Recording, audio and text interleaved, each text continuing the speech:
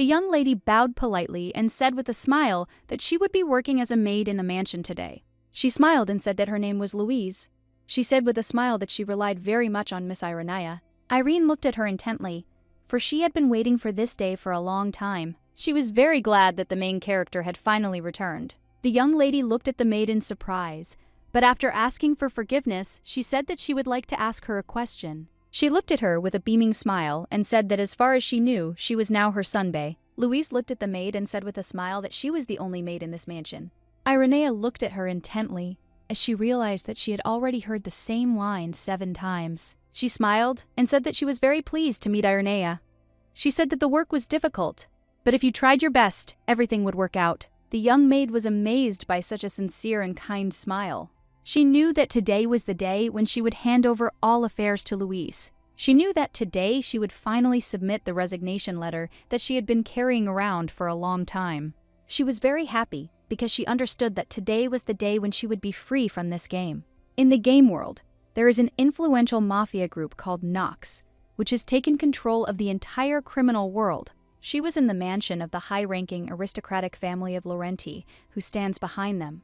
Having received a letter of recommendation from her previous master, the main character, Louise, got a job as a maid. The young lady, in turn, diligently performed her duties as a servant, after which she found herself involved with 3 young gentlemen, and that was the plot of the game. She was just a minor character here, even though she was a worker at the mansion, just like Louise. Every time she turned on the game, she would say, "Greetings to Louise," with a radiant smile. She was just like an empty mannequin, unfortunately. That was her essence. But she was a save point that needed to be spoken to in order to record gameplay. She was puzzled, as this was just a role imposed by the system.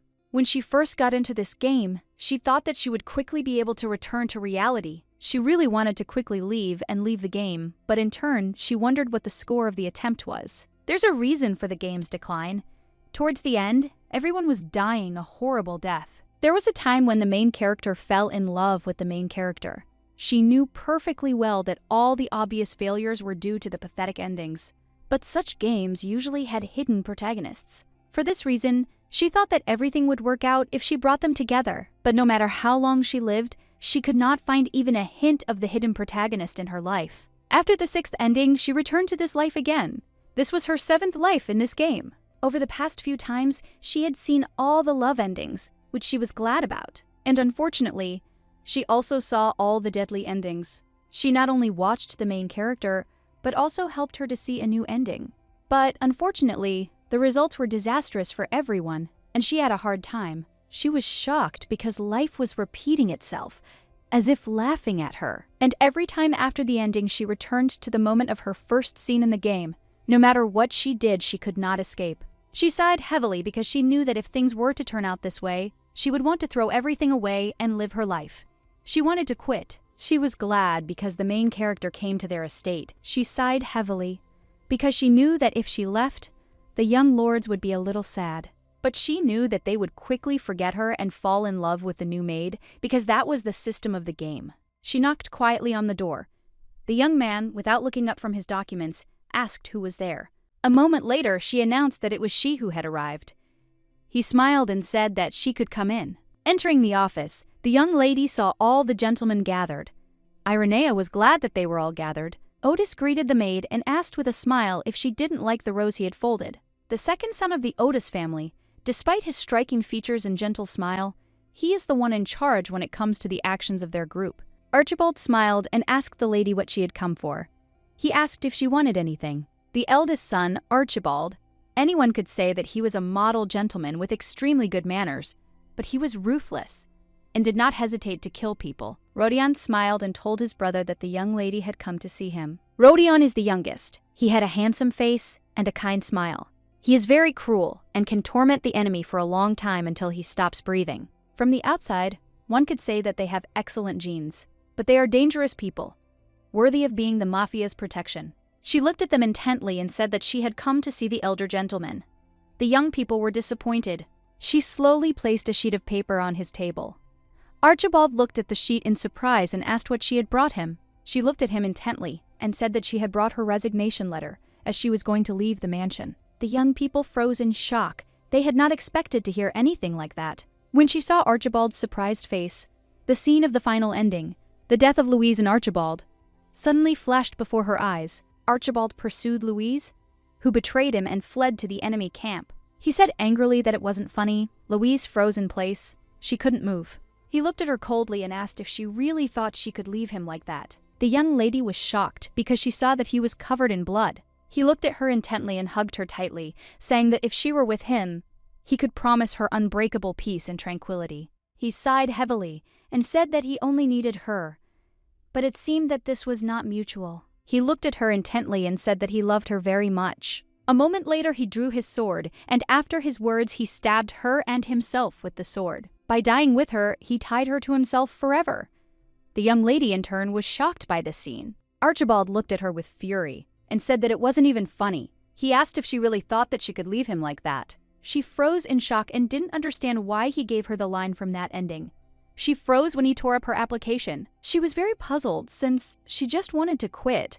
Irenea wondered if it was really necessary to react so strongly to this. He looked at her with fury and said that he would now pretend that he had not heard it. The young lady looked at everyone present and said that she would leave anyway. Archibald looked at her with fury and said that it seemed like she didn't even want to hear him. He looked at her intently and said he wouldn't repeat it twice. Otis walked up to the young lady and hugged her tenderly. He told his brother to stop behaving like that as he was putting the young lady in an awkward position. The young lady looked at Otis, as she knew he always had a warm smile. But now he was cold, like a completely different person. In all the time she had played the game, she had never seen him look so terrifying. She was surprised because he was cold and calm. He looked at her intently and asked if she really wanted to leave. The young lady hesitated, but a moment later said that she wanted to leave, as she had already made up her mind. He looked at her intently and said that with such a strong will, it would be difficult to convince her. She froze in surprise. Otis kissed her hand tenderly and said that in that case, she could take him with her. The young lady froze in shock and asked in surprise what he was talking about. She sighed heavily and, pushing him away, said that he himself knew perfectly well that this was simply impossible. He was a little angry and said that he would give her anything she wanted and she wouldn't have to work as hard as she did now. He smiled and said that it was enough to just drink tea with him once a day. He smiled and said that it would be enough if they walked and spent time together. He smiled and said that it would be nice if there was a riding field near the estate. He imagined the young lady riding a horse well. He knew that she could take her time and enjoy the dinner prepared by the best chef. He looked closely at the young lady and asked her how she felt about the idea. Archibald looked at his brother with fury and called him. He walked up to his brother with lightning speed and told him to control himself. Archibald looked at the lady and told her to ignore his brother's nonsense. Archibald said that his brother did not have enough money and that he was only skillfully bluffing. Otis sighed heavily and asked his brother what he was talking about. He asked if he really thought he didn't have that kind of money. Archibald said that he had little money compared to him. The young lady froze in place, watching their squabble. She sighed heavily, knowing that it would have been better if they had accepted her statement quietly. Archibald approached the lady and asked if he had offended her in any way or if another worker had offended her. He looked at her closely and said that he thought she got along well with everyone. He didn't understand what the problem was. She said she was just thinking about opening a small cafe with her savings. He was surprised that she was going into business. She smiled and said that everything was fine and that was what she wanted, as she dreamed of living a calm and quiet life in a cafe. Rodion shouted that this simply couldn't be. He was very angry. He looked at her in surprise and asked if she really wanted to leave them just because of this. He said that she knew that he couldn't wake up without her. He looked at her intently and said that he didn't even want to imagine the morning without her. The young lady gently stroked his face and said with a smile that everything was fine. She smiled and said that he would quickly get used to the days without her, and the young master she knew would overcome everything. Rodion was shocked, as he did not expect to hear something like this. He quickly hugged her and with tears in his eyes said that he would not let her go under any circumstances. She sighed heavily as she knew that it would be difficult for her to leave work. Otis told his brother to get away from her. He was putting the young lady in an awkward position. Rodion was shocked. He shouted that the young lady did not think so at all. Irenea looked at them intently and, asking Rodion for forgiveness, understood that Otis was right this time. Otis smiled and told the young lady to ignore Rodion's meteor. He told the young lady that the most important thing now was her plan to leave her job. He looked at her intently and said that for such a dream, there was no need to go far, and everything was quite solvable. She asked what he was talking about. He looked at his brother with a satisfied grin and asked if he was right. Archibald smiled at the young lady and said that they could simply tell the butler to convert the extension into a cafe. She was shocked because she realized that they were all on the same page. Otis looked at the lady and asked with a smile if she had heard. He said that they could go together. Rodion was in shock. He shouted that he would also go with them. Otis looked at his brother with fury in his eyes and told him to stop his hysteria. He sighed heavily and, upset, said that he would go and look for coffee beans. As he left, he said that it would be better this way. Archibald looked at his brother and said that he needed to go to Delton. He said that someone had invaded their territory. He looked at his brother with fury and asked if the worms from the southern region had finally started moving. Otis smiled and said that those guys wouldn't dare attack, and someone must have provoked them. Archibald looked at his brother and said that he would have to go too. The young man was surprised. He did not expect to hear such a thing. Archibald said with a grin that for this reason he would be decorating the cafe together with the lady. He looked closely at the young lady and said with a smile that he would be by her side. She sighed heavily, because she knew that once she got involved with the mafia, she would not be able to refuse viewing the bloodshed. She sighed heavily and, asking for forgiveness, said that her decision was immutable. She said that she would leave their mansion immediately. They were shocked and told her to think again. She said that, of course, she dreams of opening a cafe, but she also wants love. But relationships are forbidden in the mansion. They were surprised that the agreement contained a clause stating that relationships were prohibited at work. They looked at Archibald and asked if he had come up with it. She said that the clause was added after workers were caught violating the code of conduct. The young people remembered how there had recently been a similar incident, and the servants began to blame each other. They acted like lovers, and then each said that he had been used and asked for forgiveness. Archibald looked at the young people and told them to stop talking, since they were all already dead. He looked at the lady intently and said that if this was bothering her, she should have told him about it earlier. Otis looked at his brother and asked if this rule only applied to employees. He said it did not apply to them. He slowly approached the young lady and, kneeling, took her hand. He smiled and asked her if she would like to become his girlfriend and future wife. The young lady froze in shock. He looked at her closely and said with a smile that she should think carefully. He said that it didn't differ much from her condition. He smiled and said that many couples love each other even in arranged marriages, and they could do the same. He smiled and said that they would have a beautiful child like his mother and father. She quickly covered his mouth with her hand. Irenea looked at him with embarrassment and said that their fun had gone too far. He looked at her intently and asked what if this wasn't a joke. He came even closer to her and said with a smile on his face that he was always serious about her.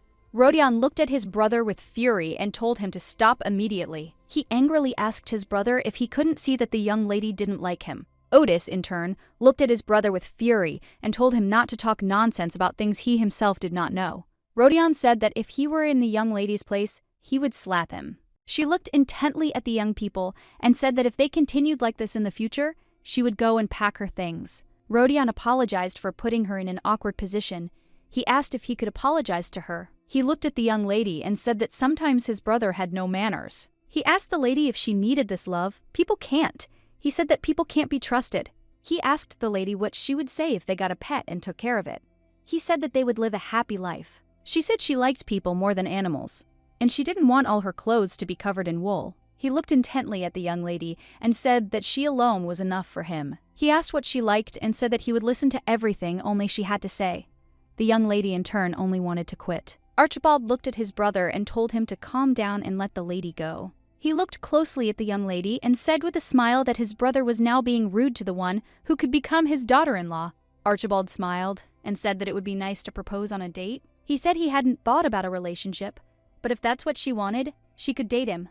The young lady looked coldly at the young men and said that she could not do that. Archibald looked at her with a smile and asked why she couldn't do it.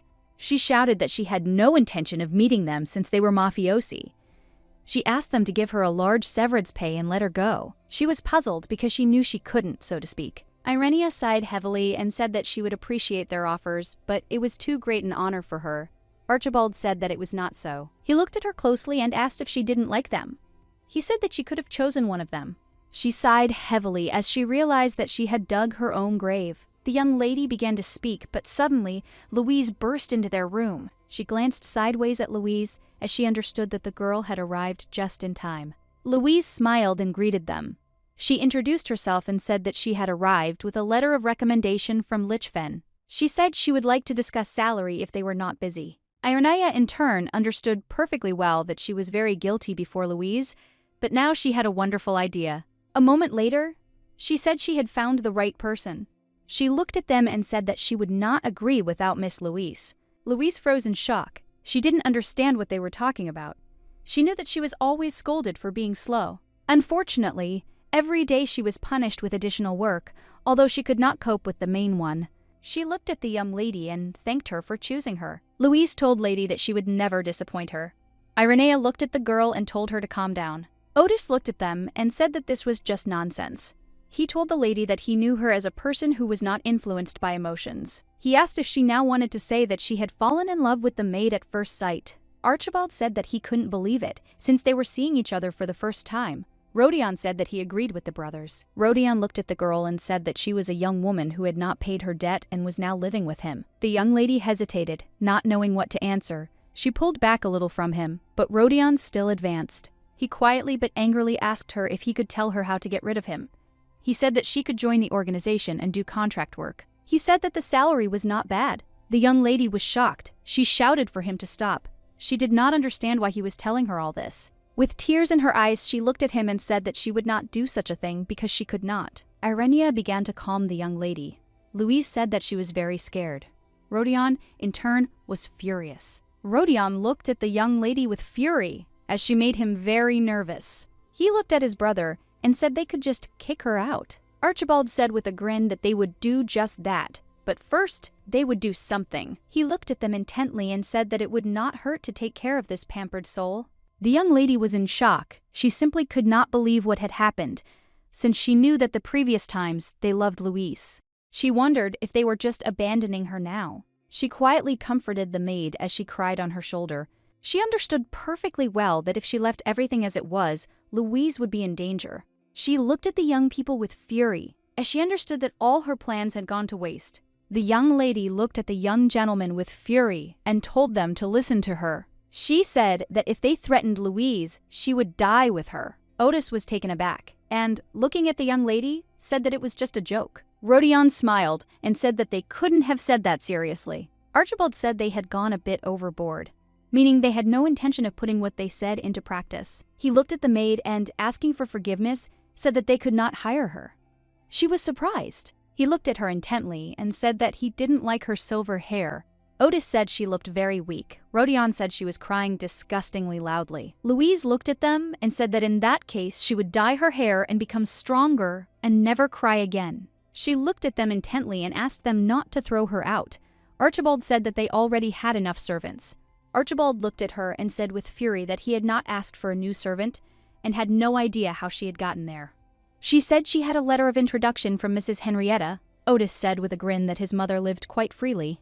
Rodion looked at the lady in surprise and asked if his mother had said anything. Shaking with fear, Louise said that his mother had not passed on anything. Archibald sighed heavily and said that since she was on Otis's mother's recommendation, he couldn't kick her out. She looked at him intently and asked if this meant she could work on the estate. Archibald sighed heavily and said that it was okay. She would work here. Louise was very happy and shouted that she would try her best. The young lady looked at Louise closely and felt relieved that she would not be thrown out. The rest looked at them and said that since the conversation was over, she would leave them. Archibald looked at the lady and said that they needed to talk some more. Ironea looked at him and said that she had already announced her resignation and her deputy had arrived. She did not understand why she needed to stay any longer. Of course, from the very first day in the mansion she took care of them. It was a little sad to leave them. Louise, excited, looked at the lady and asked if she was really quitting. She was shocked because she was so protective of her and now she just leaves. Louise hugged the lady tightly and told her that she could not leave as she had not yet thanked her. Louise looked at the lady in surprise and asked if she was okay. Ironea, in turn, thought that she would start a new life again after a strong hug. She looked at Louise intently and said that she had already told her everything. Archibald looked at the lady and called her. He said that she seemed to be in a very strong mood. He asked if she had already bought a house for herself where she would live. The young people were shocked. They called their brother and asked what he was talking about. She looked at him and said that she was planning to stay at a hotel near the capital for now. He looked at her closely and asked why she didn't put off resigning until then. He said she could stay just a month and they would gather their courage. Archibald looked at the lady with a smile and said that she could teach Miss Louise everything for now, and for this he would double her salary. Louise looked closely at the young lady and told her to stay a little longer. She looked at the young gentleman intently and said that she would work for another month if he tripled her salary. He looked at her intently and said with a smile that in that case they could rewrite the contract and she could demand whatever she wanted. He looked closely at Louise and said that it seemed like she wanted to talk about her rate. She said that she would like to change the bank where her salary would be sent. He smiled and said that they could discuss it, and also apologized for causing her trouble in the first place. She smiled and said that it was no big deal and she would be happy to try her best for them. He smiled and said that she should learn well from the young lady. A moment later, he said that they could leave. Louise, with a radiant smile, took the young lady's hand and said that they would go together. Archibald sighed heavily and said that now that the main thing was done, it was time for them to take care of the rest. He told Rodion to deal with the trespassers on their territory, and Otis should contact the realtor and prevent the lady from renting the apartment. Otis looked at his brother and told him not to take his anger out where it wasn't needed. He smiled and said that he was assigned to sort things out and that he was sent to the realtor. He said with a satisfied smile that it was all because he easily got rid of everything he didn't like. Otis said with a grin that it was all because he was neither handsome nor a gentleman. Rodion looked at his brother with fury. He was very angry. Archibald looked at the young men and told them to stop and both be silent. He looked at Otis and told him to act secretly. He said that if they couldn't change the young lady's mind, then their only option was to force her to stay. They looked at their older brother and said that they understood everything and would do everything. He realized that Lichfen had sent a maid.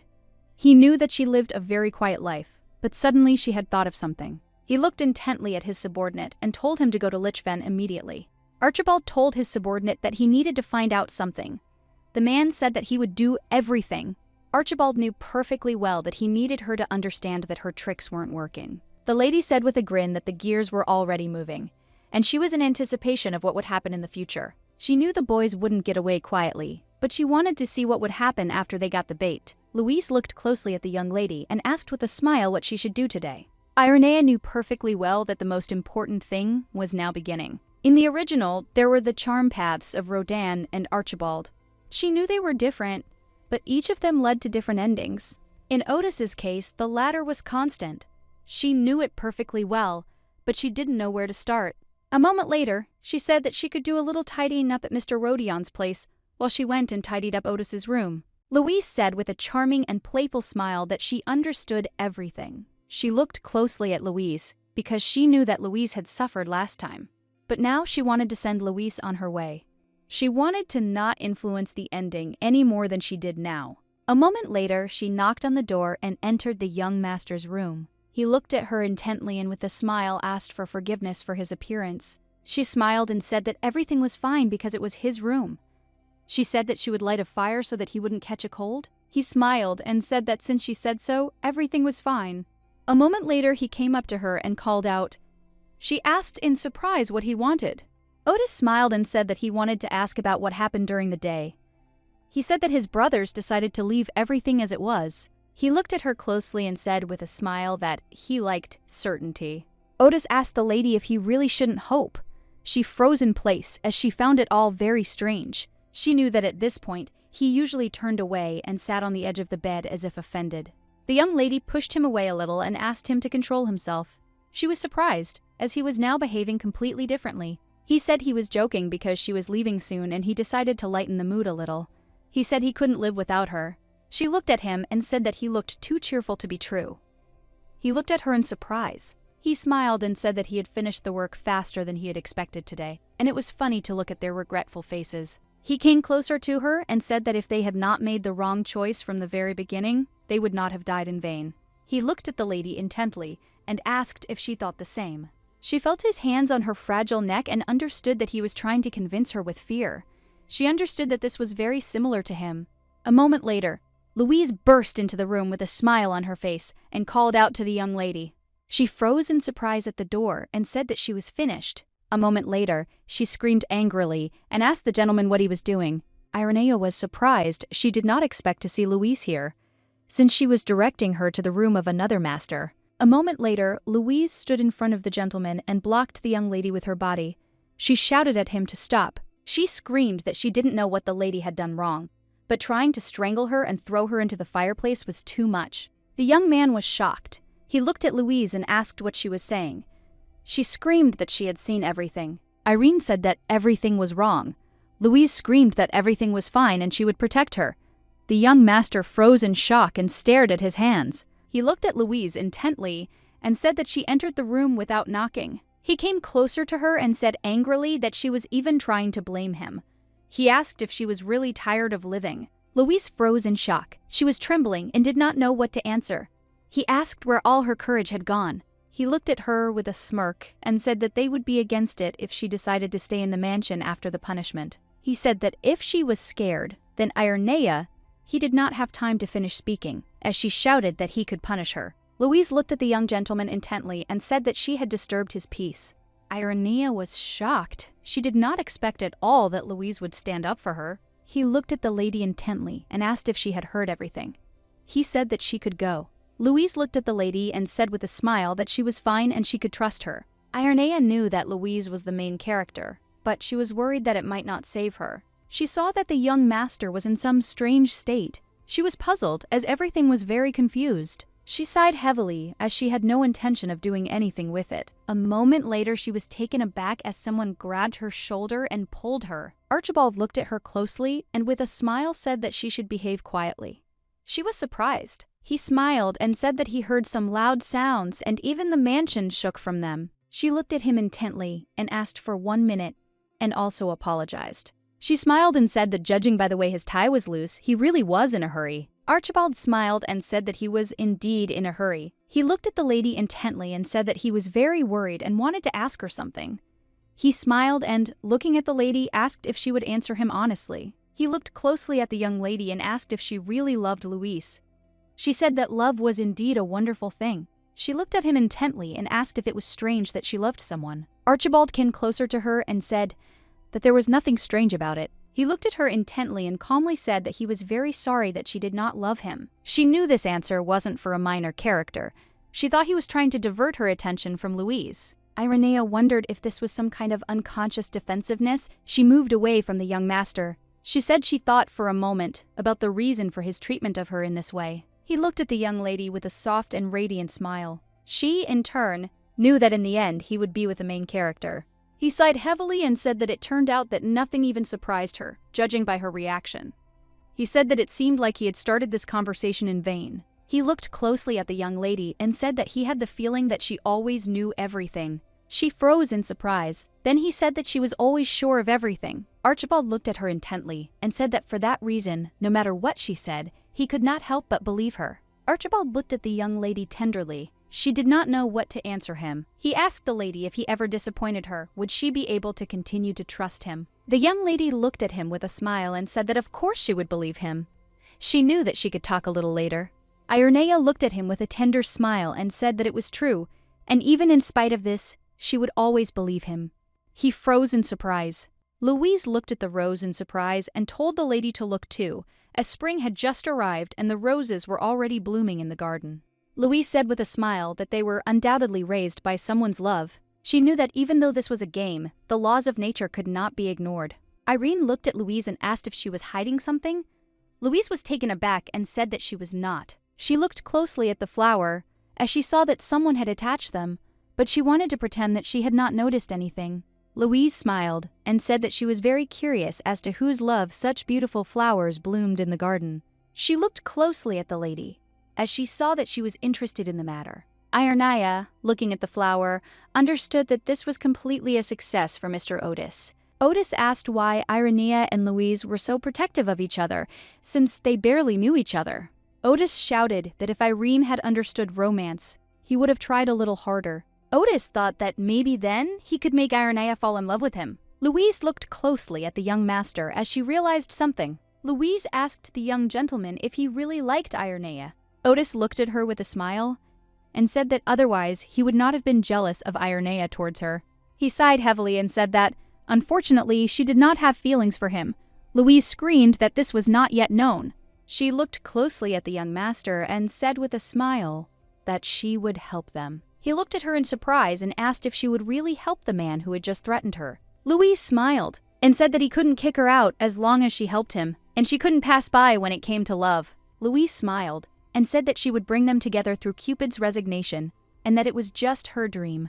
The young master was taken aback. He did not expect to hear anything like this from the maid. He said that now she must clean for him regularly, and must report everything that happens with Ironea. She smiled and said that it was just wonderful to use the roses prepared yesterday for a romantic surprise. The lady looked at Louise and said that it was time for them to go. Louise asked in surprise if they were really not going to look at the flowers anymore. Irene said that they were, of course, very beautiful, but they had a lot of work. Louise said that she was very sorry, as she wanted to walk around the garden some more. She told Louise not to worry, as she would often be walking in the garden. She thought for a moment and said that in her 70 years of work, a moment later she was taken aback and said that she had been working here for 10 years and often looked into the garden. Louise looked at her in surprise. Louise asked the lady in surprise if she had really been working here since she was 15. Ironea said that it turned out that way. Louise smiled and said that after trying as many times, she would also be able to do everything without mistakes. She smiled and said that by then she would probably get along as well with the young gentleman as she did. Louise looked at her intently and said that they did treat her in a special way. Ironea sighed heavily and became thoughtful as she saw that the lords had become friendly with her, which was very strange. She was puzzled because they were obsessed with her and not Louise. She wondered if all this was because of that incident. She sighed heavily and decided to throw the thoughts away, as she knew that the game began with the arrival of the main character. A moment later, the young ladies were taken aback as they heard someone calling for a doctor. The man shouted to the maid not to stand rooted to the spot, but rather not to weaken. They were surprised and did not know who did it. Lady froze in surprise, as she knew that this had not happened before. Louise froze in shock as she didn't expect to see something like this. She shouted that it was the young master. She quickly rushed towards him. Ironea froze in shock, knowing he had not been injured that seriously. She was confused and didn't understand what was going on. She knew that she had to calm down and think. She thought that this was the plot of Louise and the gentleman, after which she had to start courting him. She understood perfectly well what she had to do for the two of them in this situation. She said they should move it to the second floor. The madam looked mockingly at everyone present and said that their estate was a mess. The servants froze in shock. She looked at everyone present with a smirk and asked if they really dared to still call themselves Knox. Everyone present was very surprised, as they did not expect to see Mrs. Veronica. She sat up slowly and looked at everyone with a smirk on her face. She smiled and said that they could ignore her and go about their business. She said with a smirk that they had more urgent matters to attend to than her. A moment later, she clearly saw who was in charge of all the servants in the estate. She heard that Archibald had given her the powers of head maid. She looked at the maid with a smirk because she realized that Henrietta was right.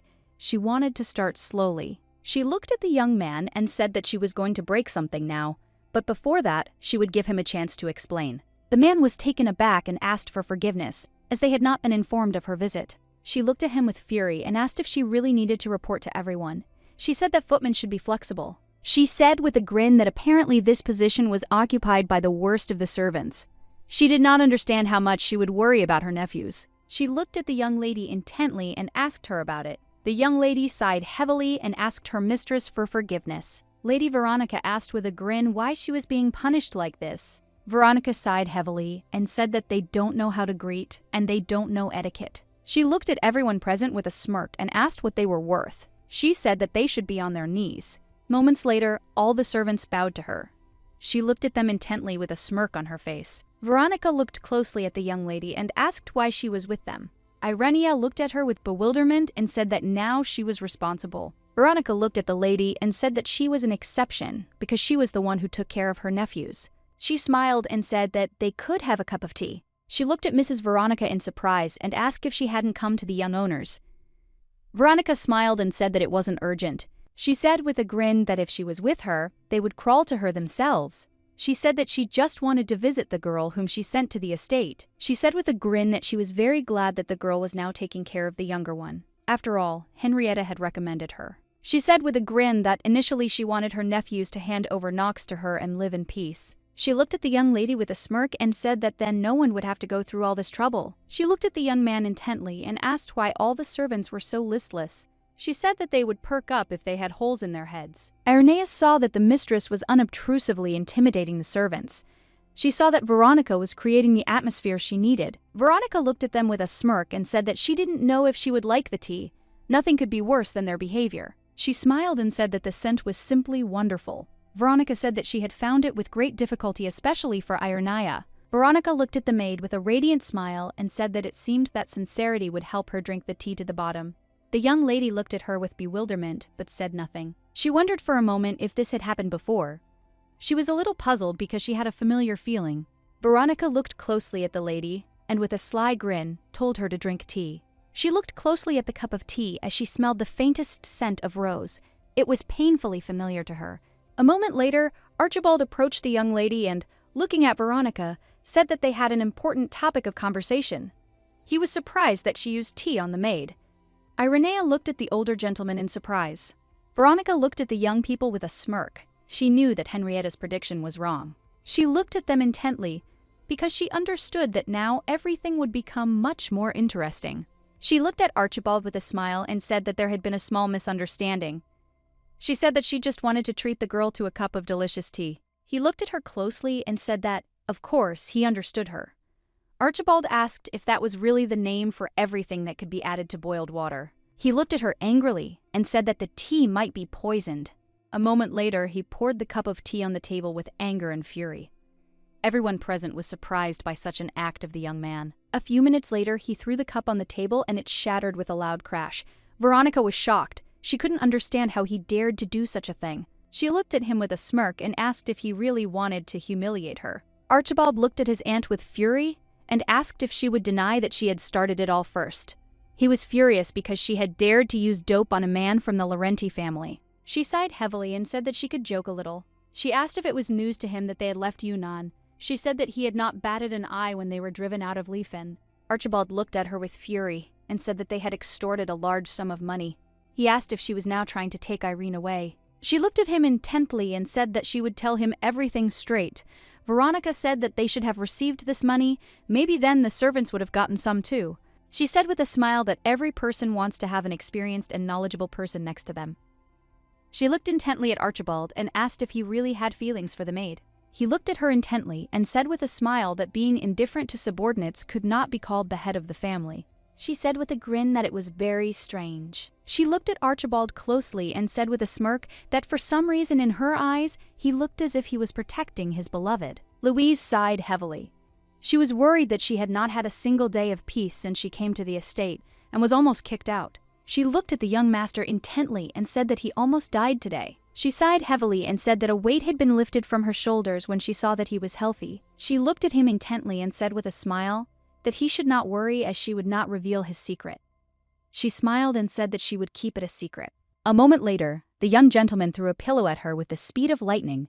She froze in surprise. He looked at her with embarrassment but anger and told her that she should behave quietly. She looked at him closely and said with a smile that he didn't need to be so shy at all.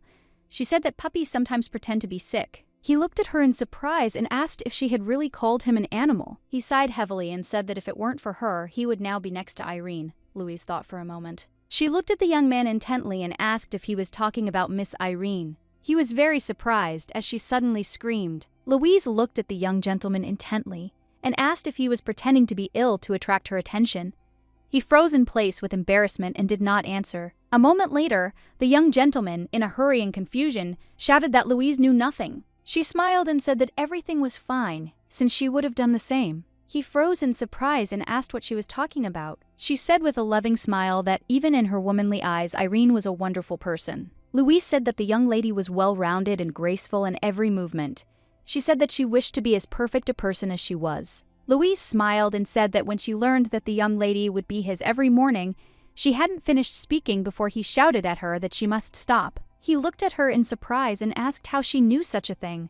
She looked intently at the young man and said that of course, Irene had told her everything. He looked at her in surprise and happily asked if she was talking about him. Louise sighed heavily and said that it was exactly like that, because she wanted to hand over all the affairs to her. She looked at the young master intently and said that she had something to do now. She was a little surprised because she saw that his face had changed and he was very upset. A moment later, he wrapped the blanket tightly around her and said that none of this mattered and she should go. He said that now she should leave as he wanted to be alone. Louise froze in shock. She looked at the young master intently and said that if other servants came, they would quickly realize that he was pretending. He sighed heavily and said that it did not matter since Irene would also come to him. Louise looked at the master intently and said that then the young lady would figure everything out. She looked at him intently and, throwing the blanket off the gentleman, said that if he really wanted to pass for sick, he should pretend that something hurt him. Rodion shouted that he was not pretending at all, and that it was half true. He was in shock and did not understand how she realized that he was pretending. Louise looked at him intently and said with a smile that she had often seen this since childhood. She said her father was constantly beaten by debt collectors. Rodion looked at her intently as he remembered the duty she had spoken of earlier. A moment later they heard a scream. They turned around in surprise and looked in the direction from which the noise and screams were coming. He sighed heavily as he realized that it was his aunt who was screaming. He knew that it was difficult to quietly agree with her character. He was surprised and did not understand what had made her so angry. Veronica sighed heavily and said that they could assume that he was telling the truth. She looked at him in surprise and asked if she understood correctly that he was doing this to protect his servants. Archibald looked at his aunt with fury and said that if she had come here to throw words around, then she might as well leave already. He looked at her with fury and a smirk and said that he didn't have as much time as some people. Veronica was furious. She screamed and called him. She did not understand how he dared to look down on her. She asked furiously if he thought he would have gone this far without her. Veronica said with fury and anger that first of all she was not his aunt, but Knox's consigliere. She looked at him with disdain and said that he should not pose in front of someone he does not have the strength to face. The lady looked closely at the scandal. She understood that if they continued in the same spirit, there would be problems. With the speed of lightning, she stood up and asked the lady to calm down a little. Veronica was furious. She pushed the young lady away and shouted at her to mind her own business. She shouted at the maid to stay out of the way. Archibald was shocked. He quickly caught the young lady who fell right on top of him. Irene screamed in pain. Archibald looked at his aunt with fury and shouted. A moment later, Otis entered the room and fired a shot into the air. Everyone was shocked, as they did not expect such a thing from him. He looked at them with fury and said that there was no one to be seen in the garden, and the house was noisy, and that this was not the only thing that was bothering him so much. He looked at his aunt with a grin and asked if it wouldn't be better to get rid of them all at once. Veronica looked at him intently and said with fury that he was still the same selfish person, just like his mother. He looked at her with fury and said that she knew perfectly well that after these words, not one or two people disappeared. He said with a grin that it seemed like she was tired of her position. Veronica smiled and said that these were very loud statements from a brat who would not last a minute in her position. She said with a grin that they were all good at talking. She didn't have time to finish speaking when suddenly a shot rang out. The man who was standing next to her fell dead to the ground. Veronica was in shock. She didn't understand how this could happen. She looked at the young man with fury and shouted that it would be very noisy if his mother found out about this. Veronica said that she would be worried, even despite her infatuation with her lover. Irene looked at them intently. She knew that she needed to calm them down, and before it got any worse, but unfortunately she was suffocating. Archibald looked at the young lady and handed her a handkerchief. He told her to take it and, if possible, not to inhale the steam. Trembling, she thanked the young gentleman. Archibald said angrily that ordinary people were vulnerable to that scent, so she had to be careful. He said she could trust the situation to Otis. He turned around and saw her falling to the ground. The young master was in shock. A moment later, he saw her fall to the ground. He screamed, but it was all in vain. Veronica looked at the young people with a smirk and said that a simple servant had lost consciousness. She asked with a smirk why they had become so gloomy. She asked if they thought they were overreacting. The young lady, in turn, fell down to soften the situation, but she understood that it was unsafe to continue inhaling this aroma. She was puzzled, as she knew that Madame was targeting her, and therefore the news that the young masters had reacted strongly to her resignation letter had reached Lichfen. She thought that Louise was most likely not to blame for this, but according to the plot, all the information about Lavrenti was transmitted through her letters. This time, she has no information to draw a conclusion about the situation, only the usual greetings and everyday conversations. She wondered if there was a spy in the house other than Louise. She knew she had to find him and expose him. Archibald looked at her intently and asked why she was behaving like this. She looked at him with a grin and said that not even a day had passed since her incense had been laced with a paralytic incense. Veronica looked at the young lady with fury and said that, of course, for ordinary people it could be fatal. Ironea understood perfectly well that a simple girl could not be immune to this. She was puzzled, since the poisoned tea and intoxicating incense had an effect on her. Archibald was furious because he was unable to control the situation. He looked closely at his aunt, as he knew that he needed to distract her from the young lady. He knew that if they were late, the antidote would not work. Archibald looked at his brother closely. He wanted him to help him resolve this situation a little. Otis looked at Veronica with fury. He was very angry and also wanted to finish everything as quickly as possible. Archibald looked at his aunt and asked what she knew that she had treated some maid that way. Otis sighed heavily and said that they would have to get rid of another body. Archibald told his brother to bring the butler.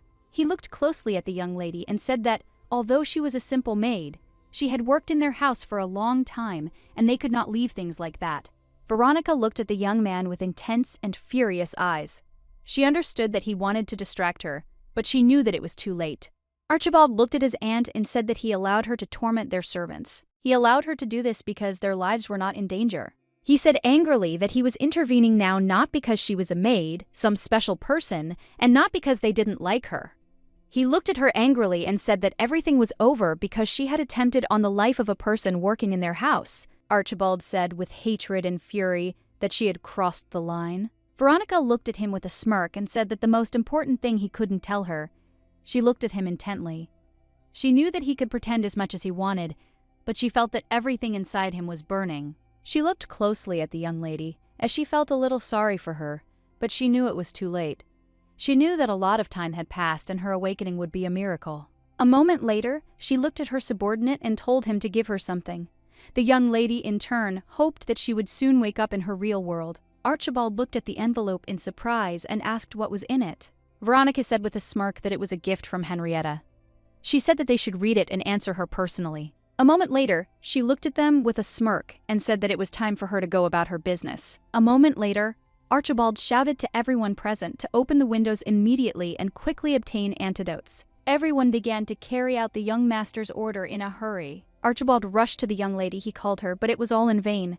He saw how she was shaking. Archibald looked intently at the young lady and asked if she could hear him. She, in turn, quietly called him. He looked at her worriedly and said that, it seemed, the dope had not yet spread throughout her body. He looked at her intently and said that, unfortunately, she would feel bad, but she must be patient. He saw that she was losing consciousness again. Rodion ran out of the room and called the young lady. The young people were excited. They did not expect to see anything like this. Louise, with tears in her eyes, asked the young lady to stand up. She told her that she had so much she wanted to tell her. Rodion looked closely at the young lady and asked if she recognized him. He wanted to know if she felt his hand and if she felt dizzy. She looked closely at the young master and asked if he was in pain, as she knew he was injured, but he in turn shouted that now was not the time to worry about him. He was in shock and shaking with fear, saying that he should worry about her and what condition she was in now. He screamed furiously that he would kill Veronica because of what she had done. Louise looked at everyone present with fear and asked if she should bring the doctor. Rodion looked at her with fury and asked what she thought. He shouted that even a small dose of dope paralyzes the body. He shouted that this poison could stop breathing. The young lady was in shock. She screamed with tears in her eyes that this could not be, and her friend could not die like this. He looked at her with fury and shouted that they could not let her die. To the young lady, Rodion's words sounded ever quieter, and her own breathing grew weaker. Archibald was furious. He understood that there was no time and no one had brought them an antidote. A moment later, the butler shouted to the young master that he had found the antidote. Louise grabbed the bottle and shouted that she would do it herself. She looked at the lady and said that it was an antidote and she must drink it. She asked the young lady to drink it, but unfortunately she could not swallow it. He snatched the bottle from her hands. Archibald was furious. He knew that if they delayed any longer, her condition would get out of control. He understood perfectly well that he could not come to terms with this. He was furious and simply could not lose her. With lightning speed, he kissed her and thereby poured the antidote into her. Opening her eyes, the young lady was taken aback, as she realized that she was once again in a place of memories. She sighed heavily as she realized that she had most likely simply lost consciousness, but she was puzzled by the fact that, unfortunately, she did not remember how it happened. She remembered that she had decided to leave the mansion and the young gentleman. She thought that she could get away from them. The young lady sighed heavily, as she realized that she most likely still had feelings for them. She knew there was something she had to do before she left. A moment later, she was taken aback as a bright light caught her eye. She was puzzled because she just wanted to find that child. It was a sign of friendship given in an abandoned house.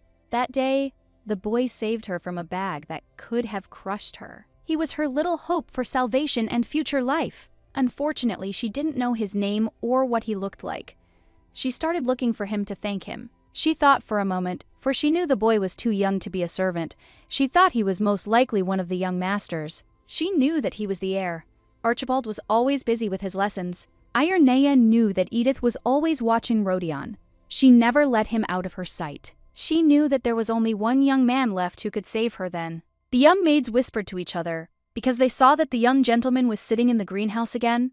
They knew that he was waiting again, madam. They said that it was very sad that Madame Henrietta could not come. They knew that at this time she should see the guests. The young master was furious as he could hear their quiet voices clearly. With the speed of lightning, the young gentleman entered the room and shouted to his mother that the flowers in the greenhouse had blossomed. He told her with a beaming smile that the greenhouse was especially beautiful at this time of year. Madame, in turn, did not pay any attention to him and continued getting ready. The lady looked sideways at her son and said that she was busy now. She asked if he could come to see her later. A moment later, he sat up because he heard someone's footsteps. He thought it was his mother. He looked at the maid with fury and shouted at her to go away, as he would be having tea with his mother in the greenhouse. He was angry and just shouted at her to go away. The young lady stared at the young gentleman. She wasn't sure if it was him or not, as she thought his hair seemed to be a different color. She knew he was young, and the gentleman was too angry and harsh to save her. She looked closely at the young gentleman and wondered how he could be so rude. She came closer to him and asked if he had been crying by chance. Otis was taken aback, as he did not expect to hear such a thing. He pushed her away from him in anger and asked her what nonsense she was talking about. She said, he shouted that she was just an arrogant servant. He looked at her with fury and anger and asked who she was to sympathize with him. She looked at him in surprise and asked if he didn't like it when someone worried about him. He looked at the maid with anger and said that she also thought that his mother had abandoned him. She looked at him intently and said that if he thought that she sympathized with him, then he was very much mistaken. Sympathy is concern for someone's misfortune. She looked at him intently and asked who was in a more pitiful situation. Irene said that he lived in a beautiful mansion. Although he looked unhappy, Otis asked with fury if she was really making fun of him now. She looked closely at the young gentleman and, quietly taking his hand, said that when you see a man in the rain without an umbrella, you worry about him catching a cold. Smiled and said that for this reason, when he is upset, it would be strange not to worry. She knew that worry was worrying about someone less fortunate. The young master was very embarrassed by her words. She looked at him intently and asked with a soft smile if he agreed with her. He pulled away from her in embarrassment and told her that she should leave him alone, and that she was free to do whatever she wanted. Irene looked at him with a smile and said that she was having a very nice day. She asked if he was really going to just lie there. He sighed heavily as she climbed towards him again. She smiled, looking at the young gentleman, and said that the flowers had bloomed very beautifully. She said that the greenhouse was simply wonderful, but unfortunately there was no one to appreciate it. She sighed heavily and said that it was very sad. The young lady said with a smile that she would sit there for a while and enjoy the picnic. She looked at him intently and said that he could join her if he wanted. The young gentleman looked at her in surprise, as he did not expect to hear anything like that. A moment later, like an offended cat, he said that he would not do it. She looked at him in surprise and asked why he did not want to. She said that she had brought the lemon pie and that the best chef in the house had made them. She smiled and said that they were very tasty and sweet.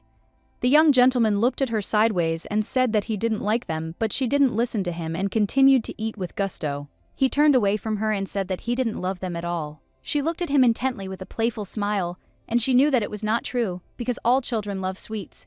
She understood perfectly well that he would not be able to resist something like that. Irene looked at the young gentleman with a smile and asked if he wanted one cookie. He shouted and said that he didn't need it. He shouted that he didn't want to eat from her dirty hands. She looked closely at the young gentleman as she recognized his character. She smiled and said that it could be easily remedied. He looked at her in surprise, as he did not understand what she was doing. Irene, wiping her hands after she washed them, said that she did not bring plates and forks. She looked intently at the young gentleman and, handing him a cookie, said that he would have to eat from her hand. Otis froze in place from shock and embarrassment. He could not utter a word. A moment later, he clenched his teeth and shouted that he didn't need this at all. He quickly stood up and pushed the young lady away and shouted that he didn't need this at all. With the speed of lightning, he ran away from her. Irene was in shock. She didn't understand why he behaved like this. She shouted for him to stop. The young gentleman was shocked by her behavior. He did not understand why she acted this way. He was very embarrassed because he knew that she simply offered him a cake. He was puzzled and did not understand at all why his heart suddenly started beating so hard. Archibald looked at his brother and called him, but he was in his thoughts and did not hear him. A moment later he came up to him and shouted, calling him again. Archibald looked at his brother with concern and said with puzzlement that he had not even noticed that he had cut himself. He asked his brother what he was thinking about. Otis was taken aback and looked at her hands in surprise. Now he realized that he had cut himself pretty badly while making flowers for the young lady. Archibald looked at his brother and said that the doctor had told him that the young lady would be fine, so he need not worry too much about her. Otis sighed heavily and said that he would hope so. He looked closely at the young lady. The young people looked at Archibald and asked what he wanted to tell them. Archibald sighed heavily and said that he had read his stepmother's letter. He looked at his brothers closely and said that the grace period for inheriting the title of head of the family was coming to an end. He asked his brother if he knew about it. He said that there were a few months left. Ever since the influential mothers of Laurenti were sent to Lichfen, they have stopped looking warmly at their sons. Those women tried to subjugate them until the grace period ended, and they would not stand for the price. Otis sighed heavily and said that now he understood why his aunt had decided to visit the estate so suddenly. Rodion said with a sneer that the raccoons seemed to be nervous. Archibald sighed heavily and said timidly that the stepmother said that they should get married. Otis froze in shock. He didn't expect to hear that. The young people jumped off their chairs and, looking at their brother, excitedly asked what he was talking about. Rodion was taken aback and, looking at his brother, asked if he had really heard correctly. Otis looked at them intently and said that there was nothing to think about. He knew that the woman was up to something. He told him that he could just refuse. Archibald sighed heavily and said that he would like to do it, but they should look at the letter. She wrote that she was very worried that her grown sons had no one. She wrote that now was a very good time and Archibald would be the first. She wrote that she would send a good artist to paint a portrait. The young people froze in shock. They had not expected anything like this at all. Archibald sighed heavily and said that rumors of an engagement were already circulating, so they needed a good reason to refuse. He looked at his brothers and said that now he would pretend to agree with her. Rodion looked at his brother in surprise and asked if he really agreed to this and was seriously saying all this now. Archibald sighed heavily and said that they needed to find out if there was a scam here. Rodion asked what would happen if they really got married. He shouted that he didn't want that. Archibald looked at them intently and said with a smirk that the first thing they needed to know was whether she would have to pay for touching him. Otis said with a grin that now he didn't have to go to Lichfen alone. Archibald looked closely at his brothers and said with a smile that he had already made a start, and from now on they should act on their own. Otis said that they would leave as soon as they were ready. Otis looked after them and said that they could say hello to their mother. Rodion smiled and told his brother not to worry about anything. They slowly left the room and the young gentleman was left alone with the lady. He slowly approached her and asked why she was pretending to be asleep. A moment later, the young lady opened her eyes and looked at him in surprise. She asked if he knew about it. She was puzzled and did not understand why he stayed. She looked closely at the young gentleman, as she knew that there must have been 2 others left. She wondered if he wanted to talk to her again. Irene knew perfectly well that if she continued in the same spirit, an unhappy end awaited them all. She was puzzled because she didn't want to see this anymore. She knew she had to find the spy quickly before things got too bad. She wondered if she should talk to the young master. She knew that later, if the variable arose again, she would be back to the beginning. She knew that, of course, she could start all over again. Otis looked at the young lady with excitement and called her name. Irene looked away from Otis and called him, sighing heavily. Irene sighed heavily and asked for forgiveness, saying that she needed to leave. Otis was in shock. He said that she couldn't leave in such a state. Irene accidentally slipped and fell on the bed. She involuntarily made a long sound. Otis looked at the lady excitedly and called her. Otis looked closely at the young lady and asked if she was okay. He looked at her closely and said excitedly that she had not recovered yet. The young lady was a little excited as he was too close to her. Otis looked at the lady and said that she shouldn't overdo it. Irene sighed heavily and said that she was fine. She was a little taken aback, as she had not expected such an approach from him. A moment later, he placed a beautiful flower into her palm with a smile. She looked closely at the flower, as she knew it was one of those that Otis often folded. He looked intently at the young lady and said that he had made this rose especially for her. Otis sighed heavily and said that when she lost consciousness, he was overcome with anxiety. She glanced sideways at the ground and noticed that there were several more of his handicrafts on the floor. A moment later, he came closer to her and called her. She was taken aback as she did not know what he wanted to say. He gently took her hand and asked, without looking into her eyes, if she remembered their first meeting. He sighed heavily and said that he was young then and very cruel to her. Otis looked deep into her eyes and said that now, looking back, he wondered if she had been honest in her treatment of him. The young lady froze, looking at him. He looked at her intently and with a soft smile said that is why, from that day until now, she stood frozen in anticipation of what he would tell her. Otis didn't have time to finish speaking when suddenly, from behind the door, one of the brothers shouted at him to come quickly to them. The young man sighed heavily and, without raising his eyes, said that they would finish talking later. He looked at her intently and with his soft smile said that he really wanted to hear her answer. The young lady, in turn, froze in surprise on the spot. She did not understand what was being discussed. Veronica sighed heavily. She knew that this was the price and the struggle for power. She knew that if her brother had lived a little longer in Lichven, it would have been the Trinity, not her. She was furious. She knew that the Nox should be hers.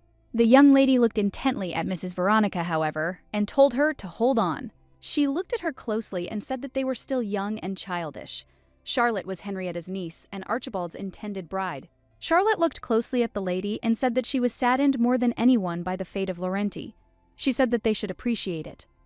Veronica sighed heavily and told Charlotte that she knew how to support in time. She said with a grin that they would soon admit their mistakes. She would be quiet now, she would endure this, and then she would rejoice. A moment later, they were taken aback as the carriage hit a rock and they started shaking. Veronica was in shock and did not understand what was happening. She quickly got out of the carriage and asked what happened. She did not understand why they stopped. Rodion looked at Veronica with a grin and said that the coachman had disappeared and that the carriage had stopped. Veronica was furious. She didn't understand what was happening. She screamed and called Rodion, but he only looked at her with a grin. He looked at her hard and said that they could let the old raccoon turn the whole house upside down and leave. She looked at him with fury and asked how dare he call her that way. He sighed heavily and said with a smirk that he could say that. He smiled and said that there was nothing from his older brother here. He looked at her intently and said that he would not believe that the wheel, which was fine, suddenly broke and came off. Veronica looked at him with fury. She was very angry. Rodion looked at her intently and said that she was now consigliere, but it was temporary. He looked at her intently and asked with a grin who his brother would put in place when he came to power. Veronica looked at him with fury and said that if it weren't for his brothers, he would have been kicked out long ago. She looked at him with fury and, taking out a pistol, said that she had to correct his insolent habits. He looked at her in surprise and asked if she would really shoot him with that object. He said mockingly that he was very scared. She said with a smirk that he was just a fool, madam. Slowly snapped her fingers. She looked at him with a smirk and asked if he really thought she was also walking around unaccompanied. A moment later, he was surrounded. Veronica looked at him with a smirk and said that the 7th district was her territory. She looked at him intently and said that no matter what he did, he would not be able to get out. He looked at Veronica with a fierce grin and said that she took the words right out of his mouth. A moment later, he used his magic and began attacking everyone present. Veronica was in shock. She screamed that this question could not be, since she knew that this power was sealed. She looked at him with fury because she understood that he could defeat her. She was shocked because she realized that he had deceived them with the power of Lavrenti. Charlotte sat quietly in the carriage. She was confused and shaking all over. She did not understand what was happening at all. She was very scared. She was in shock and really hoped that someone would save her. A moment later, she heard someone's voice. The young man looked at her intently and asked if she would stop hiding already. He wanted to know if she would get out of the carriage. He looked at her intently and asked if she couldn't hear him. The young lady, in turn, became very scared and screamed, asking for someone to save her. He looked at her intently and said that he would not kill her and that she could go out with confidence. The young lady, in turn, froze with tears in her eyes. She was struck by the beauty of the young man. He gave her his hand and she slowly got out of the carriage. She froze in surprise as she saw that he had knocked out all the bodyguards. She looked closely at the young man, as she was amazed that he had dealt with everything on his own. He looked at the young lady intently and said that she should take her aunt and return to Lichven together. She was surprised and asked him if they would return without protection. He glanced at her casually and said that the locals would help them if anything happened. He sighed heavily and said it was time for him to go back. The young lady was taken aback and shouted at him to stop. She asked if he would really leave her alone in such a place. As he was leaving, he said that she simply should not allow such things to happen in the future. The young lady was in shock. She did not expect him to just leave. She quietly whispered his name, looking after him. The young lady woke up. She was puzzled, as she had not noticed how she had fallen asleep. The young man looked at her intently and said that it seemed she was no longer sleeping. She looked at him in surprise and was taken aback, as she did not understand who was in front of her now. A moment later, she saw the older gentleman in front of her, all his beauty. He looked at her intently and said with a smile that his brother had reported that she had briefly woken up after they had left. He smiled and said that if he had known about it earlier, he would have stayed longer. She looked at him intently and said that she fell asleep again anyway. The young lady was taken aback as she smelled a wonderful fragrance. Turning around, she saw beautiful roses. Archibald looked at her closely and said with a smile that he remembered that she loved roses very much, and in the presence of favorite things, they say one gets better faster. The young lady sighed heavily and said that she really had to get up. She smiled and apologized for making them all worry Irene. With a soft smile, said that she was fine. Archibald looked at her closely and said that he heard that from her all the time. He leaned closer to her and said with a smile that now he would not believe it. He said that she should quickly go back to bed. The young gentleman slowly covered her with a warm blanket. She looked at him intently, as she understood that this was the first time since she had been treated like this in the game. Irene knew perfectly well that she was a simple servant. She thought for a moment and wondered if this was all for the sake of preventing her resignation. She knew that there was no point in leaving the mansion now. Turning away from the young gentleman, she sighed heavily and said that she would leave anyway, no matter how well they courted her. Archibald looked at her intently and said that he was very sorry that everything turned out this way. He stroked her face tenderly and said that he would tell her again that she was his person. She froze in place after he told her such a thing. He looked at her closely and said that it was only natural to care for her. She knew that Archibald's warm words weakened her. She thought that most likely she might be a little late. He looked at the young lady with warmth. Louise walked slowly into the room. She was puzzled, because she knew that trouble had come unexpectedly for them today. She knew that the young lady was already asleep. She quietly entered the room so as not to wake the young lady. She sighed heavily, because she knew that this was all she could do for her. She thought for a moment, as she hoped that Irene would recover soon. Irene looked closely at the young lady and asked how much longer she was going to sneak up on her at night. Louise shuddered as she did not expect the lady to wake up. Louise looked at the lady with a smile and asked if she had not been sleeping. She sighed heavily and told Louise that she could no longer deprive her of her dinner. Louise was shocked. She did not understand how the lady knew that it was her dinner. The young lady, in turn, knew that Louise worked at the estate to pay off her debt, and she could not buy food with her own money. She was puzzled and did not understand why the girl was so kind to her. She looked closely at Louise and asked if she was tired. Louise looked at the lady in bewilderment, as she did not understand what she was talking about. Irene was very excited. She asked Louise again if she was tired. She knew that Louise had been working instead of her, and she was very hungry. She didn't understand why Louise was acting this way.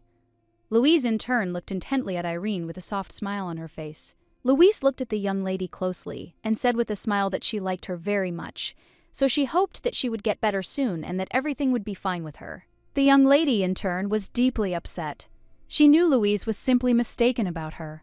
She didn't deserve such kindness from her. She sighed heavily because she knew that Louise knew nothing about her, and she had no idea how many days of happiness she had put Louise through. At first, she also really liked Louise, and in the soulless estate she became a real friend to her. But in order to return to the real world, she brought Louise to the appointed tragedy many times. Unfortunately, in the process she killed her 3 times. For this reason, she promised herself never to get close to Louise again. She was a little puzzled and didn't understand how things had come to this. Louise said with a smile that the setting reminded her of a slumber party. She smiled and said that they often had such parties when they were children. Irene sighed heavily and said that she was right. Louise looked closely at the young lady and said that she seemed like a very caring person.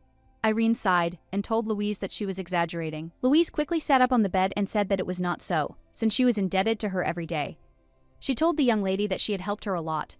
Irene sighed heavily, since she knew that it was the pure truth. Louise looked closely at the young lady and asked if she really wanted to leave the mansion. Louise smiled shyly and said that she would most likely work in the mansion for the rest of her life. She looked closely at the young lady and said that, frankly speaking, after her father's business failed, she was left with a lot of debt. Irene, in turn, sighed heavily, since she knew everything. She knew that this plot was just a setup. Louise's father committed suicide, thereby leaving her with huge debts. Unfortunately, she could not refuse a highly paid job in the mansion because of this. Louise looked closely at the young lady and said with a smile that she would like to confess honestly. She smiled timidly and said that at first she thought it would be good if Irene stayed here next to her. Irene hesitated, not knowing what to answer. Louise looked intently at the young lady and said that it was because she realized that she wanted her happiness even more. Irene froze in surprise on the spot.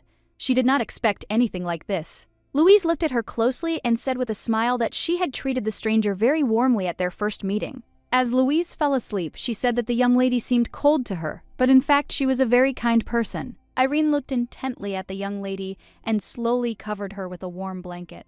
She sighed heavily, because she knew that even if the story continued to go around in circles, she would really like Louise to be truly happy in this life. Rodion looked closely at the young lady and said with a smile that he brought her a pet just in case she got very bored. Irene in turn was taken aback. She did not expect to see anything like that. She timidly said that he was very handsome. She sighed heavily as she was puzzled by the fact that this was not a room for a sick person, but a thoroughfare. She knew that at this rate it would be better for her if she returned to work. Rodion smiled and said that while Pet was here, no one would be able to approach her except him. He looked closely at the young lady and with a beaming smile said that she should praise him. The lady froze in surprise. She looked intently into his eyes because she knew that something had changed very much in him. She looked at him in surprise and wondered if he had used Elios. Elios, a magical relic that supposedly no longer existed, it was left with the brothers after the previous head of the Lavrenti family. The relic contained incredible power, but no one had been able to control it before.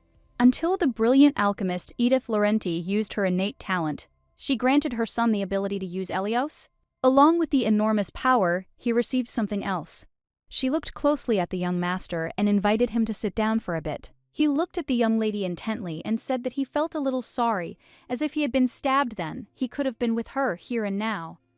She sighed heavily and told him not to say such things to her. She looked closely at the young master as he surprised her with his unusually bold actions and frank words. She saw a surge of his emotion. She knew that, unfortunately, all of these were side effects of possessing the relic. The young lady looked at the young gentleman in surprise as he suddenly hugged her. He looked closely at the young lady and said quietly that he very much hoped she would return soon. She looked at him with a tender smile and hugged him back tightly. A moment later, the young lady asked how Louise was doing. He was taken aback, as he had not expected to hear such a question. He looked at her in surprise and asked why she suddenly remembered that maid.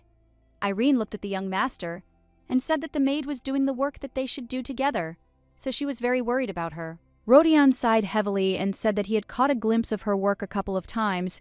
Unfortunately, something was always happening to her.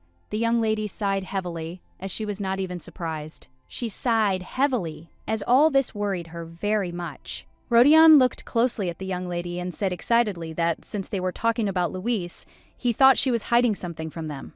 Irene was taken aback and froze in place. She was a little surprised by such a statement.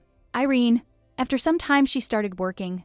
She froze in surprise on the spot when a towel fell on her. Louise was shocked. She quickly apologized to the young lady. Louise said that she had stumbled, and that was the reason why everything had turned out this way. She asked her for forgiveness for a while. Irene sighed heavily, because she knew that Louise was a bad worker. Irene knew that although Louise was a little clumsy, it had not caused her any problems so far. Rodion, in turn, knew that Louise was hiding something from them, because on the day of his aunt's arrival, he went out of the room with her to see what was happening. He was taken aback when the incense commotion started. He was a little surprised because Louise continued to tend to his wounds as if nothing had happened, and she was not even surprised by the sound of the shot. But when the young lady fainted, Louise almost fell into a terrible panic. He thought for a moment, as it all seemed very strange to him. The young lady, in turn, looked closely at Louise as she understood that this was really strange. She knew that Louise had been in a similar state when practically the same thing had happened to Rodion. She looked closely at Louise, knowing that they had only recently met, but she was already reacting like this. Irene thought that her strange behavior could be caused by a system error. Irene looked closely at the young lady. She knew she needed to keep an eye on Louise. Louise looked sideways at the lady with a smile and said that she had been falling suspiciously often lately. She sighed heavily and said that this did not usually happen.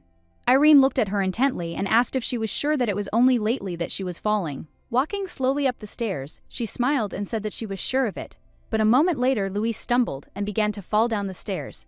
Irene was in shock. She screamed and called the girl. Irene, in turn, easily managed to catch Louise. They froze for a moment, looking at each other. Irene looked at the young lady intently and said that she almost fell down the stairs. Louise froze for a moment as the young lady addressed her as a friend. Irene looked at the young lady with concern and asked if she was okay. She was very worried that Louise might have hurt her ankle. Louise looked away from the lady and said that she was perfectly fine. A moment later, she screamed and was taken aback.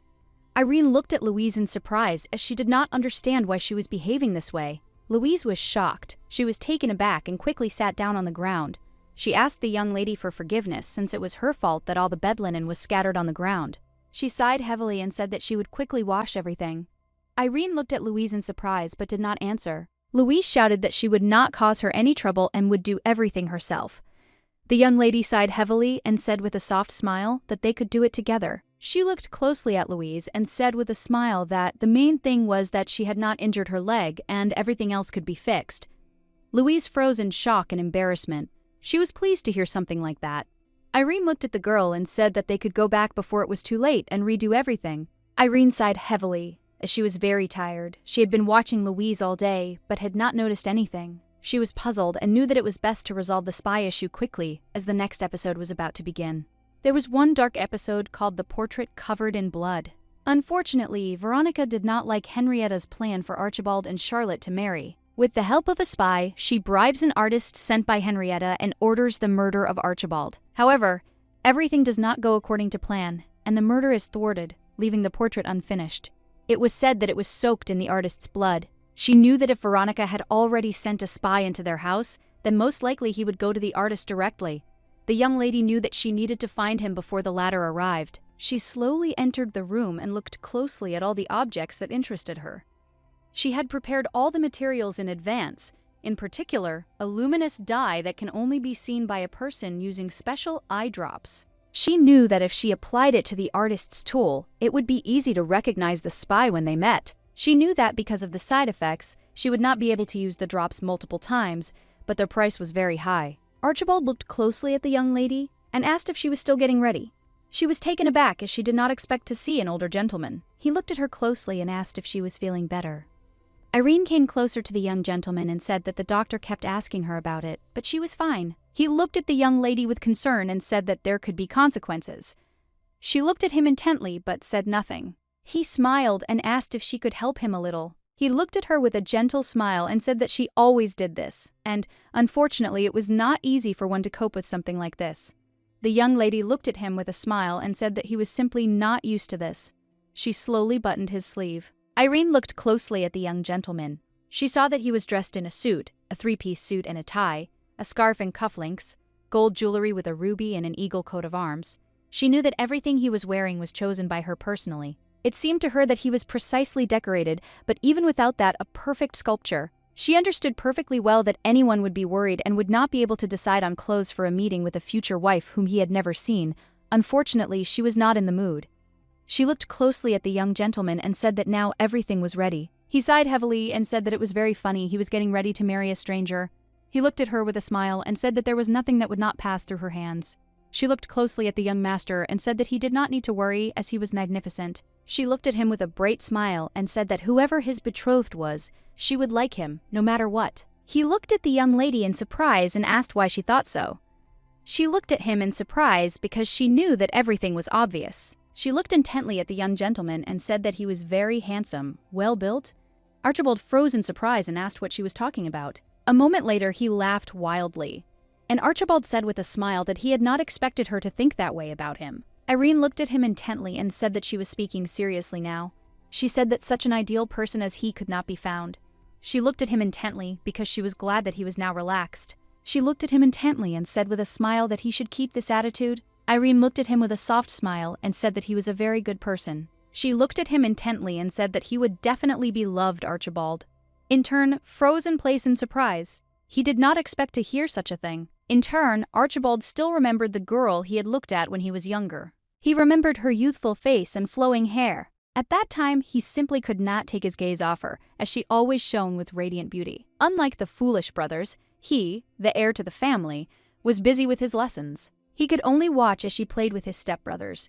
He saw that she was happy because she was spending time with them. Archibald sighed heavily, as he also wanted to do origami with her. The young lady in turn looked back, as she felt someone's gaze on her. Otis looked at the maid in surprise and asked why she was acting like this. She sighed heavily and said that she simply felt someone's gaze on her. He looked at the young lady and said that there was no one there. She sighed heavily and said that she seemed to have imagined it. Archibald was very puzzled and embarrassed as he almost got caught. At that moment, he felt it for the first time. After that incident, he could no longer take his gaze off her, even when she helped his brother make friends with animals. Even when Otis began to show talent with weapons. Knowing that he didn't need a tutor like the young lady, he kept his eyes on her. He felt very warm and at the same time, it hurt. He thought that most likely this was just a whim on his part. Archibald looked closely at the young lady and asked if she believed him. Irene looked at the young gentleman with a soft smile and said that of course she believed him. He sighed heavily and looked closely at the lady since she really didn't know anything. He really wanted her to trust him. He wanted her to trust him more than others. Archibald came closer to the young lady and took her hand. She froze in surprise. He looked at her intently and asked why she didn't say then that there was a spy in the house. Irene froze in shock. She didn't know what to answer. He looked at her intently and said that she had mentioned him when she was recovering from the fainting. He looked at her intently and said that she should not remain silent. The young lady was taken aback. She didn't know what to answer. She sighed heavily and realized that she shouldn't have even mentioned spies. She thought that it was all in vain that she did something like that. Archibald looked at her closely and said that he was very glad to hear that she trusted him. He asked if she hadn't been able to trust him before. The young lady, in turn, was a little puzzled. She said that the department was not in charge of this. A moment later, they were informed that a guest had arrived at the estate. The young lady, in turn, ran away without asking herself whether an artist had come to see them. She knew what she had to do. She quickly walked to the door and told the young master that she would bring him. Archibald, in turn, looked furiously after the young lady, but did not answer. Irene was in a hurry to meet the guest. She was a little worried, because seeing Archibald's reaction, she was worried about him because it seemed to her that someone had hurt him.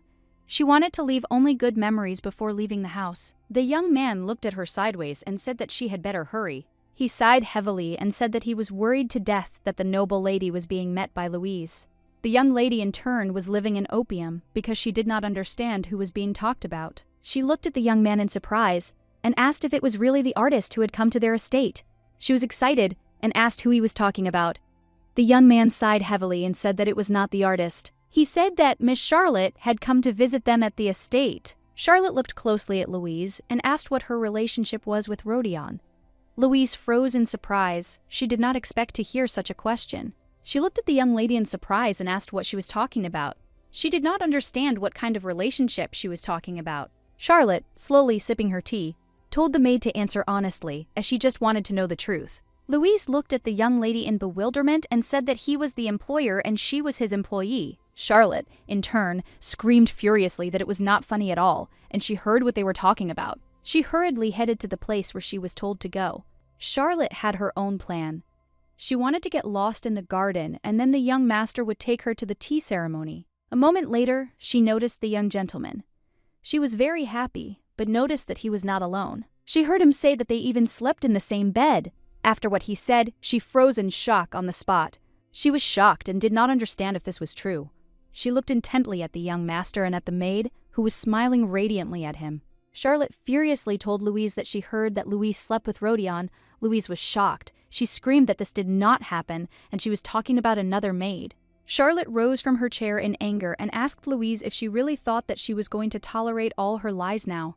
She shouted at Louise that she seemed to despise her too.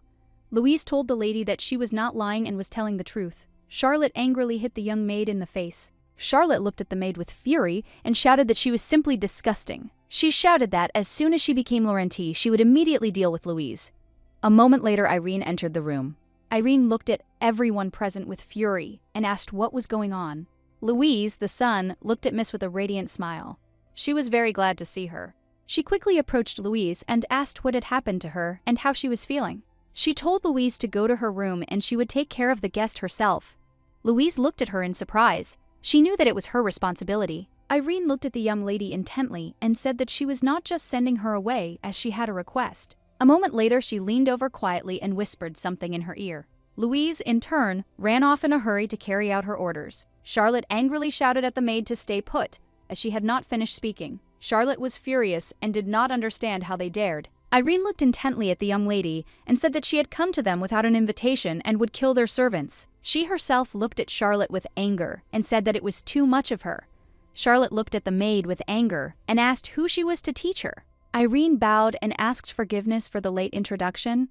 She said that she was the senior servant. She looked at the young lady with fury and asked permission to take care of her. Louise ran to the young gentleman in a hurry. She was in a great hurry and did not call him while he was playing with the cat. He looked at her in surprise and said that at this rate she could suffocate. He did not understand what had happened. She ran closer to him and was breathing heavily, looked at him intently. He looked at her in surprise, as he noticed that her face was injured. He asked excitedly what was wrong with her face. Louise screamed that it was not important at all now. She looked at the young gentleman excitedly and said that the miss asked her to give him something. He was glad when he heard the name Irene. She looked at him intently and said, "The young lady said she needed a hound." He froze in shock. Louise looked at the young gentleman with surprise and excitement. She did not understand why the lady needed a hound.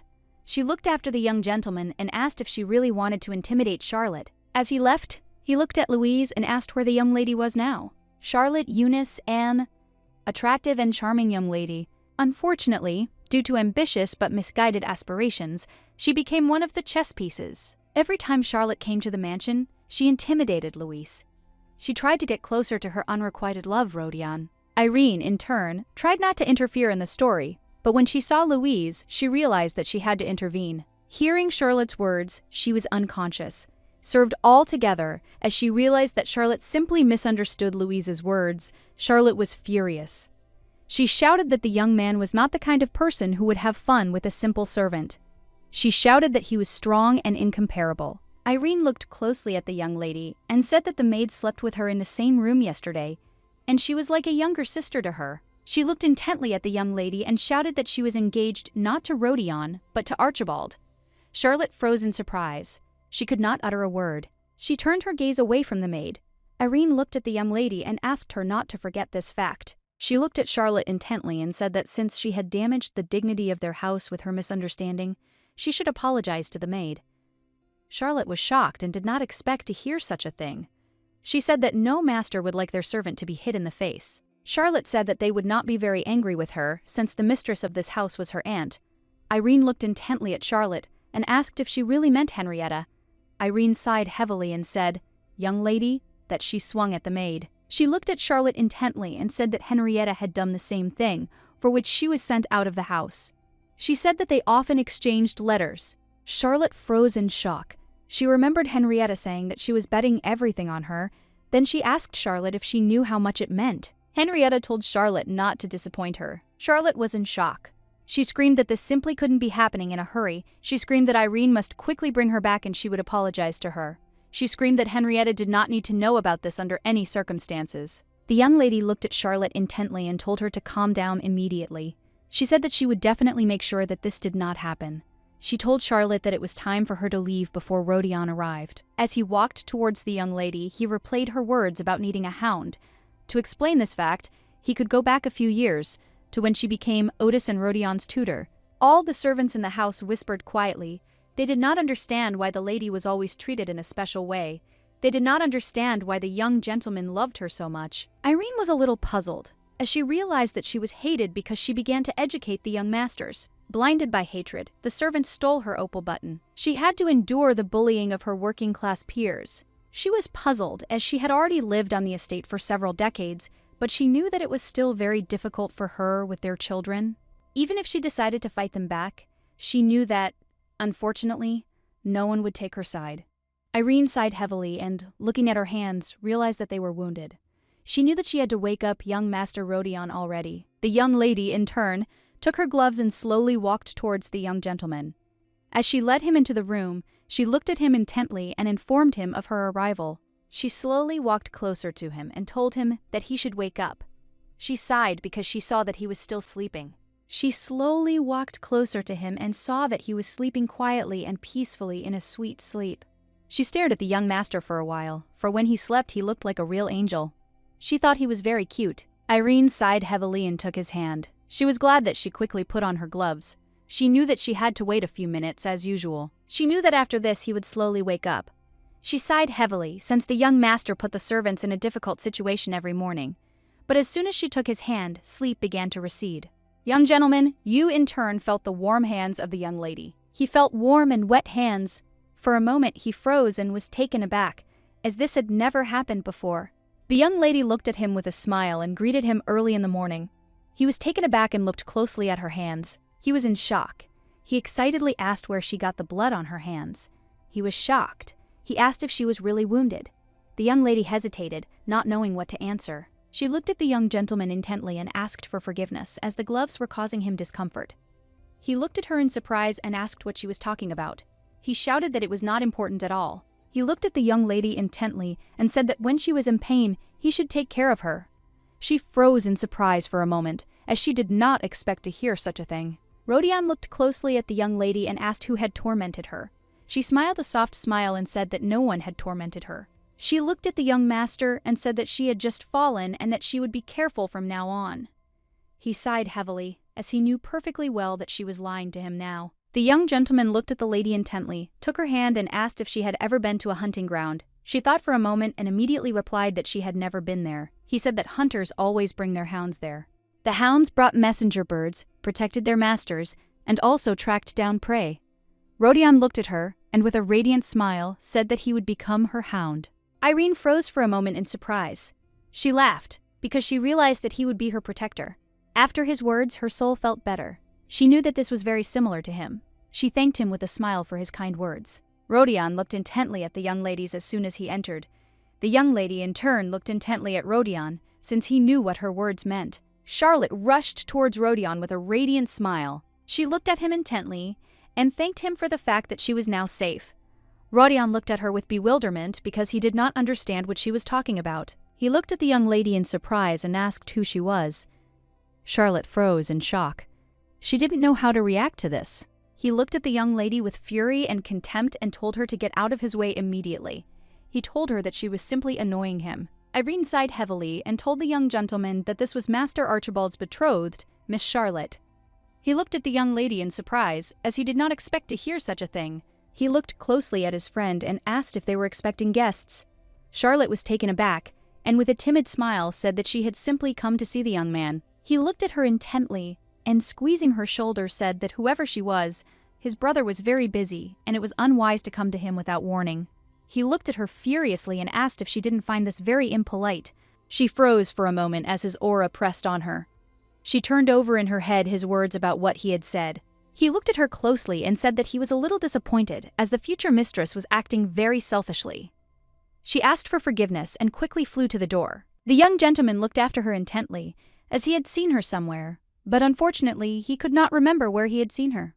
The young lady looked at the young gentleman intently and thanked him. He looked at her in surprise and said that he thought she was in danger, but asked if that was all. Irene looked at the gentleman intently and said that Charlotte had misunderstood another maid, which had caused a big problem. He looked at her in surprise and asked what she was talking about. Irene looked intently at the young gentleman and said that, as far as she knew, she had heard that he and Louise had shared a bed. Rodion froze in shock. He had not expected to hear anything like that at all. A moment later, he was taken aback and excitedly asked if he had really shared a bed with that lump of rabbit fur. She looked at him in surprise and asked if that was not true. Rodion shouted that of course it was not true. Irene looked intently at the young gentleman and asked where Charlotte could have heard such a thing. Rodion hesitated, not knowing what to answer. He was very embarrassed. She looked intently at him and asked how such a thing could have happened. Louise looked closely at the young gentleman and said with a smile that she liked Irenea very much. She said that she was very kind, caring, and really good at everything. She looked intently at the young gentleman and with a radiant smile and sparkling eyes asked how one could be so perfect. She in turn wondered if she could ever become like her friend. Radiant sighed heavily and said that he did not know this. He was puzzled since she had already told him all this over and over again for the 100th time. Radion sighed heavily and, looking at the lady, said that since she had met him, he had only heard about Irene from her. He looked at Louise intently and said that they seemed to have become very close. Louise smiled and said that maybe it was just fate. Rodion looked at the young lady with surprise and bewilderment, as he did not understand what she was talking about. He thought for a moment and wanted to ask her something. Before he could ask her a question, Louise quickly stood up and told the young gentleman that the young lady had helped her very much when she caught her with the ladder when she almost fell.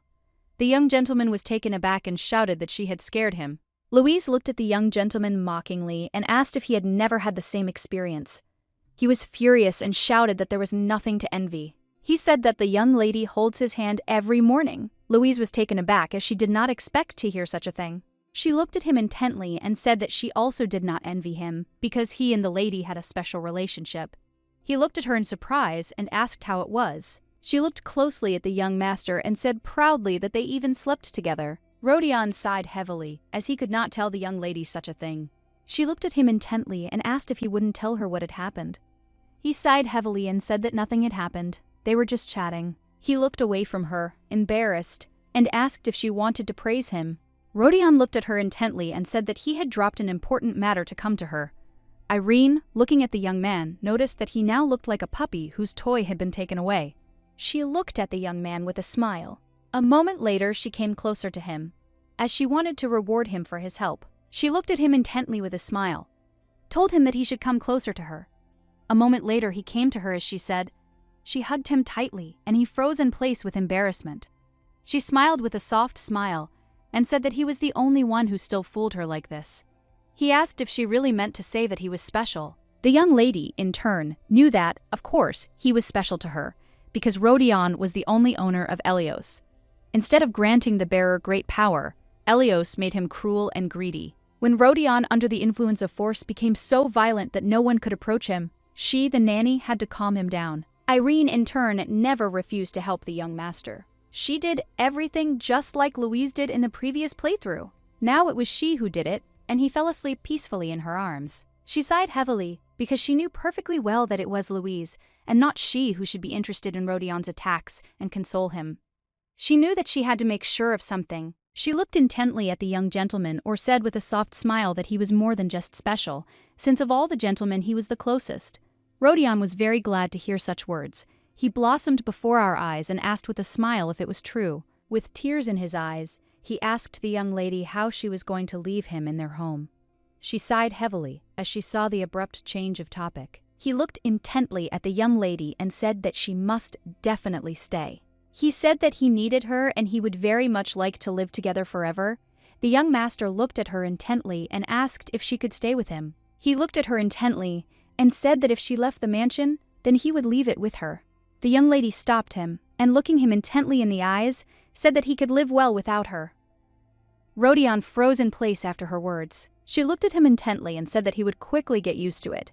He was shocked, as he did not expect to hear such a thing. A moment later she turned around and walked away, as she said she had to meet the artist. She sighed heavily and said that she would leave him. She knew that she needed to get out of the house quickly before the story dragged on. The young master looked at her intently and shouted at her to stop, but it was all in vain. He was very angry and could not just forget her and let her go so easily. Louise, in turn, sat quietly in the garden and stroked the cat. Rodion slowly approached the young lady and asked what she was doing there. She was taken aback as she did not expect to see a young gentleman. She looked intently at the young gentleman and said with a smile that she was pinned down by the cats and could not move. He looked at her in surprise and said that she was keeping a good eye on him. Not that he. He sighed heavily and said that in fact he wanted to show it to Irene. She looked at the young gentleman in surprise and asked if Irene really liked cats. He sighed heavily and said that he didn't know, she just said that he was like a black cat. Louise looked at the young gentleman intently and asked in bewilderment if he was not a puppy. He was furious and shouted that she was just a ball of rabbit fur. He shouted that Irene had told him otherwise. She was taken aback and looked at the young gentleman in surprise. She did not understand why she looked like rabbit fur. She screamed and said that he was a ball of dog hair. Rodion asked angrily if he really looked like a cable. She screamed that he shouldn't swear, since she was talking about a puppy. She looked at him closely and said that he didn't mind at all when she called him a hound. He thought for a moment about being a faithful hound, a pet who was devoted to his master. Give him the leash so he doesn't go away. These creatures with loving faces cling to others until they can't abandon someone. Then he has the right to do whatever he wants. He sighed heavily, because he wanted to stay with the lady forever. Louise looked at the young gentleman in surprise and asked what was wrong with him as he suddenly became very serious. She did not understand why such a change had suddenly occurred. He looked closely at Louise and said that she liked Irene. Rodion looked at her puzzledly and said that when the contract ended she would leave. He asked if she could handle it. She sighed heavily and said that since he asked about it, she didn't think she could quite cope. She wanted to stay with the young lady at least for a little while. She looked closely at the young gentleman and said with a smile that she was not greedy at all and wished Miss happiness. He froze for a moment and dimmed after her words. He, in turn, will make her happy himself. Louise looked closely at the young lady and asked if she was asleep. Louise sighed heavily as she saw that her question remained unanswered. She was a little puzzled as she wanted to talk to the young lady. Louise wanted to tell the young lady that she was very glad that she could help her. Louise looked at the lady and asked what she was looking for. Irene sighed heavily and said that she was looking for a larger container. The container for washing bones was too small. She looked at Louise and said that she could relax there. Louise smiled and asked how so. Louise told the lady that she helped her and saved her, and now she wants to help her in return. Irene looked at Louise intently and asked if she could help her find a suitable jar. Louise, with shining eyes, said that she would find everything for her. A moment later, she said that she would see a container upstairs that looked like the one she needed. Irene saw the container and said that she would get it now. Louise looked at the young lady with concern and asked her to be careful. Moments later, Louise looked closely at the young lady and called out to her. Louise, with a radiant smile, picked up the young lady and enthusiastically told her to go down and that she didn't need to worry at all, as she would insure her. Irene looked at the young lady in surprise, but still thanked her with a smile. Irene smiled a radiant smile and said that she could have fallen, but thanks to Louise, everything worked out. Louise understood perfectly well that, as the gentleman had said, she would leave, but before that moment she wanted to leave more good memories of herself. She sighed heavily as she wanted to help her a little. A moment later, she lay down in bed and decided to stop thinking about such things, as she knew that she had to get up early the next day. She quietly went to bed, but unfortunately she could not sleep. Her thoughts did not leave her. A few hours earlier, Charlotte had returned to the Lichfen mansion. Veronica looked closely at the young lady and said that it looked like she had returned back. Charlotte looked at Mrs. Veronica in surprise, as she did not expect to see her so quickly. Veronica looked at the lady with a smirk and asked how Laurenti was. Charlotte hesitated, not knowing what to say. A moment later, she timidly said that she was thrown out, saying that a guest would arrive soon. Veronica laughed a fierce laugh. She said that of course it was expected. She looked sharply at Charlotte and asked if she really thought they were such fools as to accept her so immediately. Veronica came closer to the young lady and asked if she knew that an artist from Henrietta would be coming to visit them today. Charlotte froze for a moment, as she knew nothing. She looked at Madame in surprise and asked if they were really expecting the artist to arrive. Veronica sighed heavily and said that it seemed that Henrietta had not told her anything. Veronica looked closely at the young lady, for she knew that Henrietta, by marrying this girl to Archibald, planned to put herself in line. She knew that they were in cahoots. She looked closely at the young lady and thought, she knew that if anyone thought that they would just be left alone, then they were wrong. Veronica, looking at Charlotte, said that she sent her to Laurenti to divert attention from her man. While she was kicked here and there, he began to act. Veronica looked at the young lady with a smirk and asked why Henrietta, whom she admired so much, did not tell her anything. The young lady, in turn, froze in place. She did not know what to answer. Charlotte thought for a moment. She was very confused by everything that was happening. She wondered if she was just bait. Veronica came closer to her and took her by the face, said that she did not see any joy in her eyes at all. The young lady sighed heavily and timidly said that everything was fine, and the main thing was that she was able to help them with something. She was puzzled, since they sent her, but they did not see at all how Lavrenti had behaved. She knew perfectly well that there must be a reason why Madame Henrietta had not told her anything. Veronica looked at the young lady with a sneer and said that she was simply poor. She looked at Charlotte with fury and a smirk and said that she should choose wisely who to follow. She quietly whispered in her ear that she had great faith in Henrietta. Veronica said quietly with a sneer that it would be very easy for Eunice's family to sell her to another buyer, and she would only have to obey them. Madame looked at Veronica in surprise and asked what she was doing with the girl. Veronica looked at her with a smirk and mockery and asked why she had crawled out of the laboratory. Edith looked intently at Veronica, but did not answer. Charlotte, in turn, froze in place when she saw Mr. Rodion's mother. A moment later, she ran up to her and asked with a smile what brought her here. Edith sighed heavily and said that she had simply gone out because she had run out of coffee. She looked at them intently and asked if they would tell her what they had both been doing there. Veronica looked at her in surprise and asked what was wrong with her.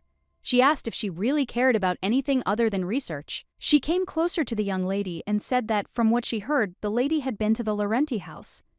Charlotte stood still for a moment in surprise. She looked closely at the young lady and asked if she had seen her son there. She wanted to know how he was doing there. Veronica looked at him mockingly and asked if she had really decided to take an interest in her son's life. She laughed hysterically and said that Madame had abandoned him. Veronica said that she saw that maternal feelings had not gone anywhere. Veronica was surprised that Edith had come all this way to find out such a trifle. Veronica looked at her closely and asked with a smirk why she didn't stop doing what was out of character for her and continue quietly doing her research. Veronica said that she had something to talk about with Charlotte, so they were busy. Edith looked intently at Veronica and said that she understood her, and when Henrietta returned, she would definitely tell her about their important conversation. Veronica was very angry. She called out angrily, "Madam." Edith carelessly threw the cup on the ground and asked for forgiveness. She said that Veronica screamed so suddenly that the cup slipped out of her hands in fright. She glanced sideways at Veronica and, as she left, said that this was the reason she didn't leave the lab. She looked at Charlotte and said that the beta was following her. She looked sideways at Veronica and told the young lady that by staying there she was in great danger of getting hurt. Veronica, in turn, was burning with rage and anger, but she did not say anything to them. Edith looked at Veronica and told her to put everything in order here, since she would steal the young lady for a short time. Veronica shouted with fury and told them to stay where they were. Veronica looked at her with fury and asked if she really thought that such behavior would save her. Edith said with a satisfied grin that this was probably true, since she was the only person who could create what she needed. Edith glanced sideways at the young lady and said that she had a little conversation with her. Charlotte hesitated, not knowing what to answer. She looked intently at the young lady and said that she needed a sample for an experiment. Charlotte, in turn, froze in fright on the spot. She did not understand what was being discussed. She looked closely at the young lady and said that for this reason she was looking for a suitable person. Charlotte trembled with fear and fright. She thought that most likely the rumors about the capture and hiding of people were true. Edith looked at the young lady with a smile and said that it seemed like she had suddenly turned to stone. She asked Charlotte with a smile what was wrong with her. She wanted to know if Charlotte was already afraid that she would cut her open. Charlotte was very worried and cried out that this was not so. Edith looked closely at the young lady and said that she would not be performing an autopsy, but of course she needed to check something. She looked closely at Charlotte and asked with a smile if she really liked someone. Charlotte was taken aback for a moment. Edith looked closely at the young lady and said with a smile that she could not deny it, since she had recently been diagnosed with love fever. She smiled and said that it was very surprising and that this was the first time she had seen such a thing up close. Edith sighed heavily and said that Charlotte knew what kind of people surrounded her. A moment later, she handed the young lady a small gift. Charlotte looked at the small bottle in surprise and asked what it was. Edith returned and said that it was a small gift called a love potion. The potion affects the nervous system and creates the illusion of being in love. The young lady froze in place in surprise. She stared intently at the love potion. Charlotte looked at Madame in surprise and asked why she was giving it to her. Madame smiled and said that she needed a lover, a test subject, and a sample for taking the potion. She told Charlotte to take it and give it to the person she was in love with. Madame looked closely at the young lady and said that the man would begin to treat her completely differently. Charlotte was surprised, but at the same time very happy. She looked intently at Madame and asked if this potion could really make a person love her. Edith looked at the young lady with a smile and said that she could not say anything about that. She told Charlotte that she was expecting too much from a drug that was only being tested. She told the young lady many other things, but Charlotte did not hear her. She quickly pushed the young lady out the door and told her that the medicine only had a 15-day shelf life, so she must use it within that time. Edith told her Naledi that since her business was finished, she could leave. Charlotte was a little taken aback. She shouted at her mistress to wait a bit. The young lady was taken aback when she found herself behind the door. She held the love potion tightly in her hands. She understood perfectly well that with it, she looked like a little child. She knew that the lady had given it to her, and with it she could be happy. She understood perfectly well that she should not miss this opportunity. The young lady, in turn, walked leisurely along the corridor. She had no intention of hurrying at all. She was puzzled by the fact that Charlotte arrived at the mansion very quickly. She was excited because the story was constantly changing and she knew that it could not be delayed any longer. She understood perfectly well that she needed to catch the spy. She knew he was in cahoots with the artist and she had to find him. The other day she applied some glow-in-the-dark dye to her brush and jars. She prepared eye drops for herself. Irene understood perfectly well that with their help, she would be able to follow the artist's path. The young lady slowly put eye drops into her eyes. A moment later, the drop took effect and she saw everything. She knew that if she just followed the marks, she would find him. The young lady, in turn, slowly followed the marks, and she came out to the greenhouse.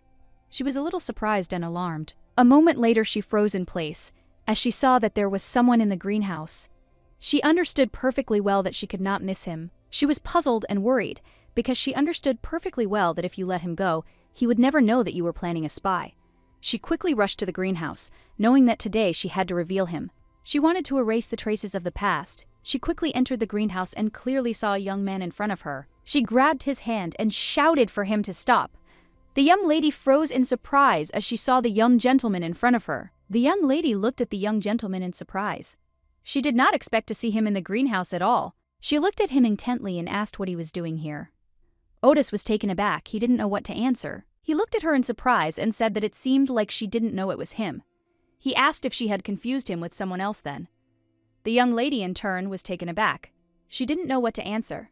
A moment later, she said that, unfortunately, she had poor vision in the dark, so she mistook him for someone else. He looked at the young lady with anger, as her words made him very angry. He looked at her intently and asked what she was doing here without a lamp. Irene sighed heavily and said that she had forgotten something here. He looked at her in surprise and asked if she was in such a hurry to return the lost item that she came here in the middle of the night. The young lady, in turn, was a little puzzled. She did not know what to do, since she could not think of a suitable excuse. He looked at her closely and said that she wasn't even making excuses. Otis sighed heavily and said that he didn't know how to accept this situation at all. The longer she continued to behave like this, the more bad thoughts crept into his head. She came in the middle of the night to the greenhouse where no one comes, and she was not even surprised to bump into someone.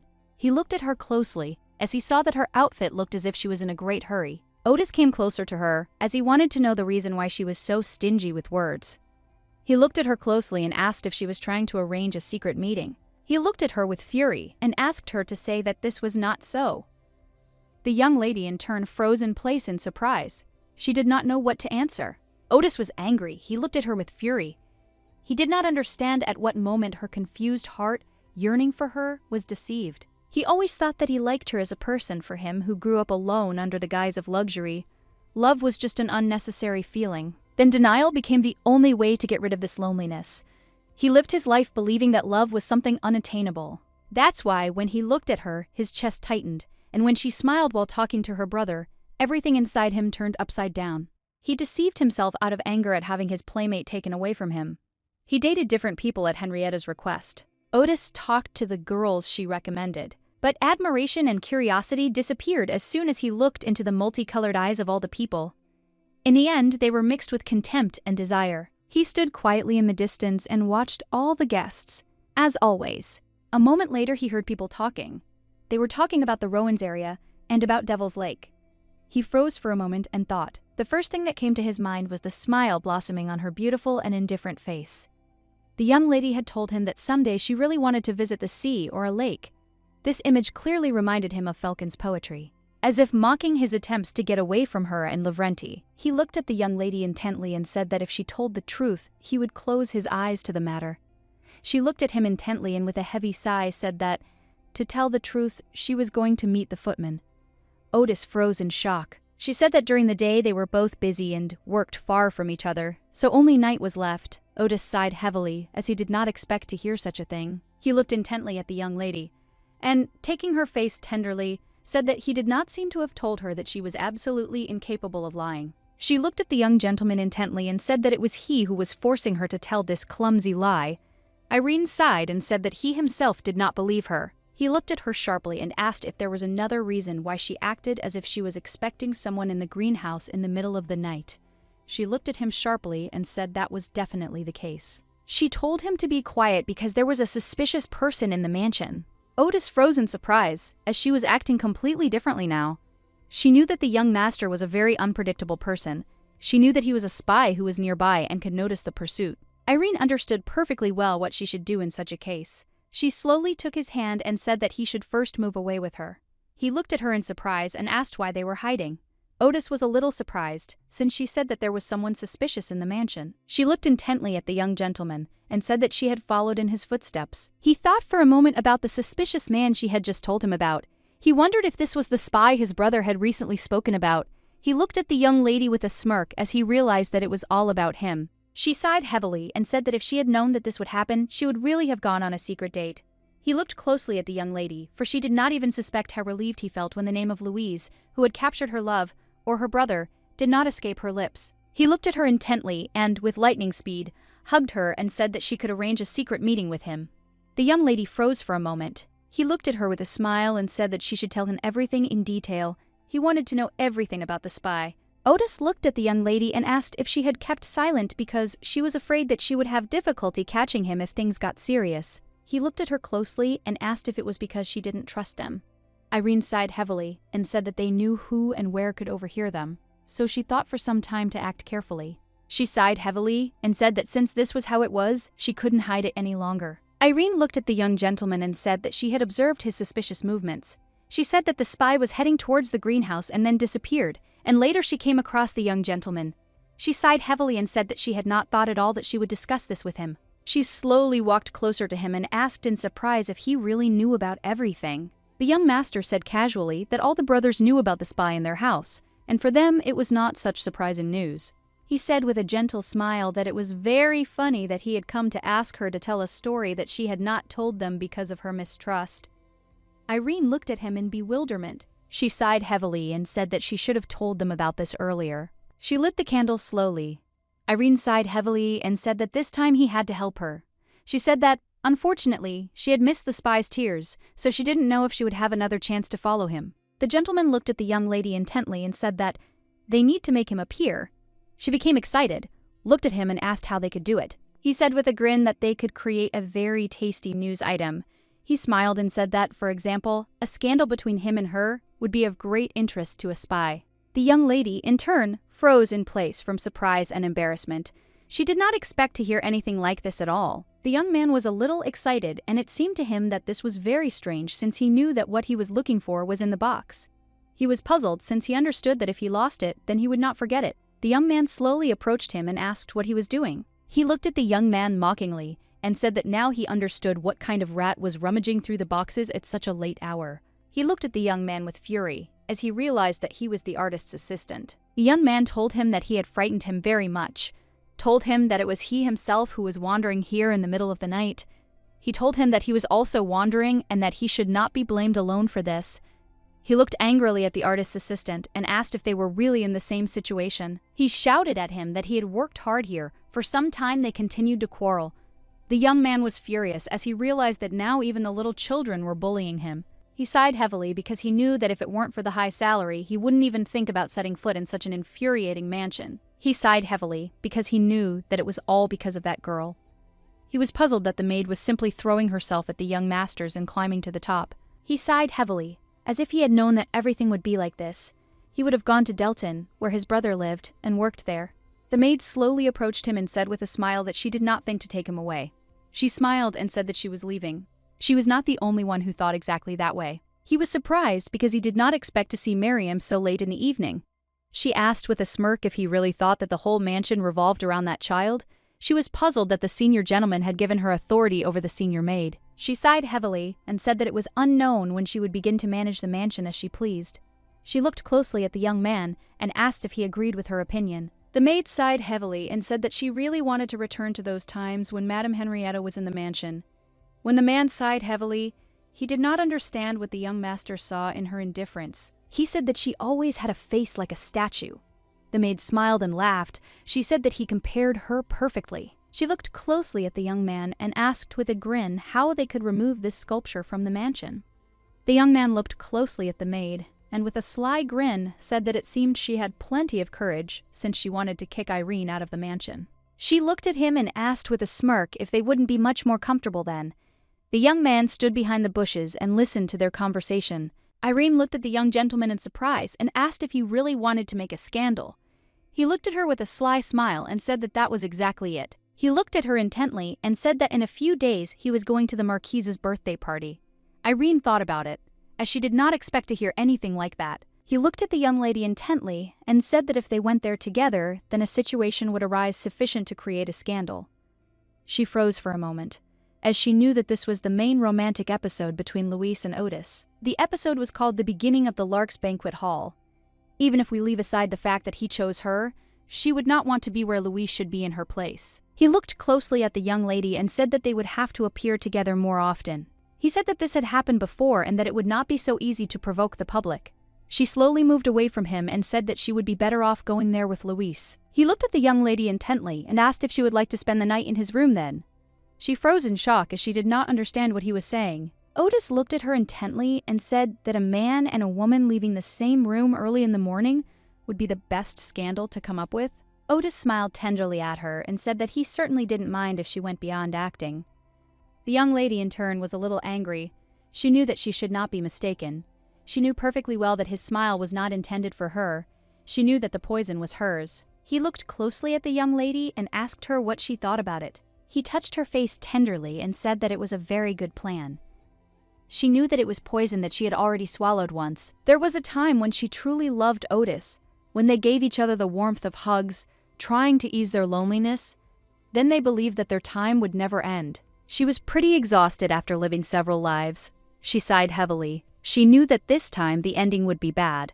She knew that if she survived all the endings and could not return, she did not know what to do then. She was puzzled because she knew she would be left with lives without hope and endless tragedies that would tear her heart apart.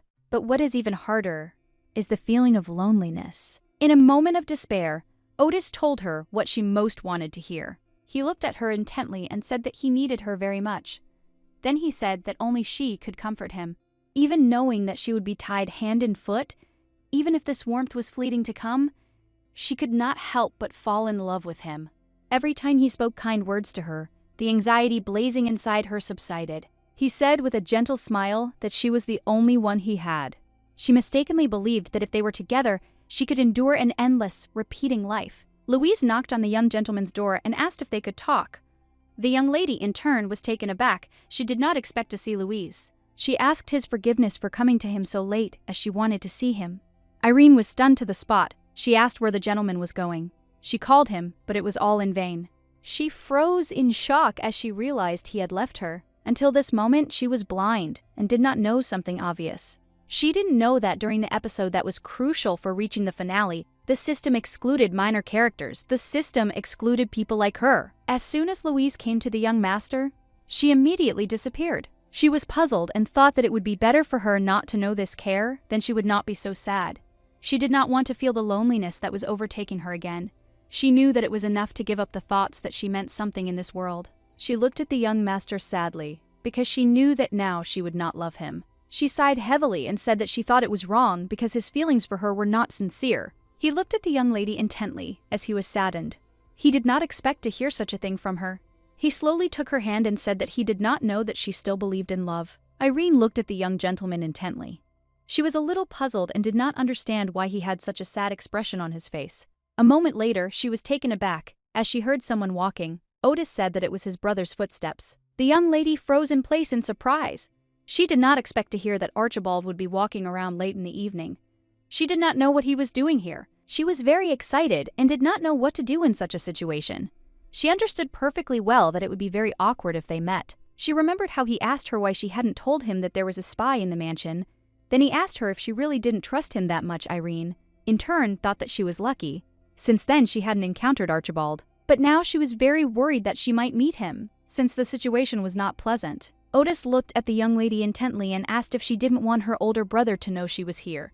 She looked at the young gentleman in surprise, not knowing what to answer. A moment later, the young gentleman, with the speed of lightning, picked her up in his arms and looked at her with a soft smile. She was in shock and did not understand what he was doing now. She was embarrassed because she did not expect to find herself in his arms at all. He slowly and easily laid her on the bed and began to cover her with a blanket. The young lady looked at the young gentleman in bewilderment. He looked at her intently and said that if she hid, Archibald would not notice her. He said that if he thought she was sleeping, he would leave immediately. He looked at the young lady with a gentle smile and said that she could just sleep here until the morning. Looking at the young lady with a predatory but gentle smile, he said that the planned scandal would then come true. Irene was very puzzled by his words. She looked at him in surprise and asked if he really had to wrap her up like that. He smiled and said that if she attacked, she wouldn't know who was behind her. He gently told her that now she should just close her eyes and try to sleep. Irene was a little excited, as she could hear the young master's heartbeat. She sighed heavily as it once sounded to her. She still sometimes missed him and wanted to return to the young master's arms. Sometime later, the young lady was sleeping quietly in bed. Otis looked at her intently. He sighed heavily, looking at the lady, and said that even if she didn't want him, it was okay. He really wanted her to need only him. Opening her eyes, the young lady noticed that it was already morning. With the speed of lightning, she sat down on the bed and, looking around, began to search for the young master. A moment later, she noticed that he was sitting quietly on the sofa, sleeping. She was surprised that he slept like that all night. The young lady was puzzled. If she had known that everything would be like this, she would have returned to her room.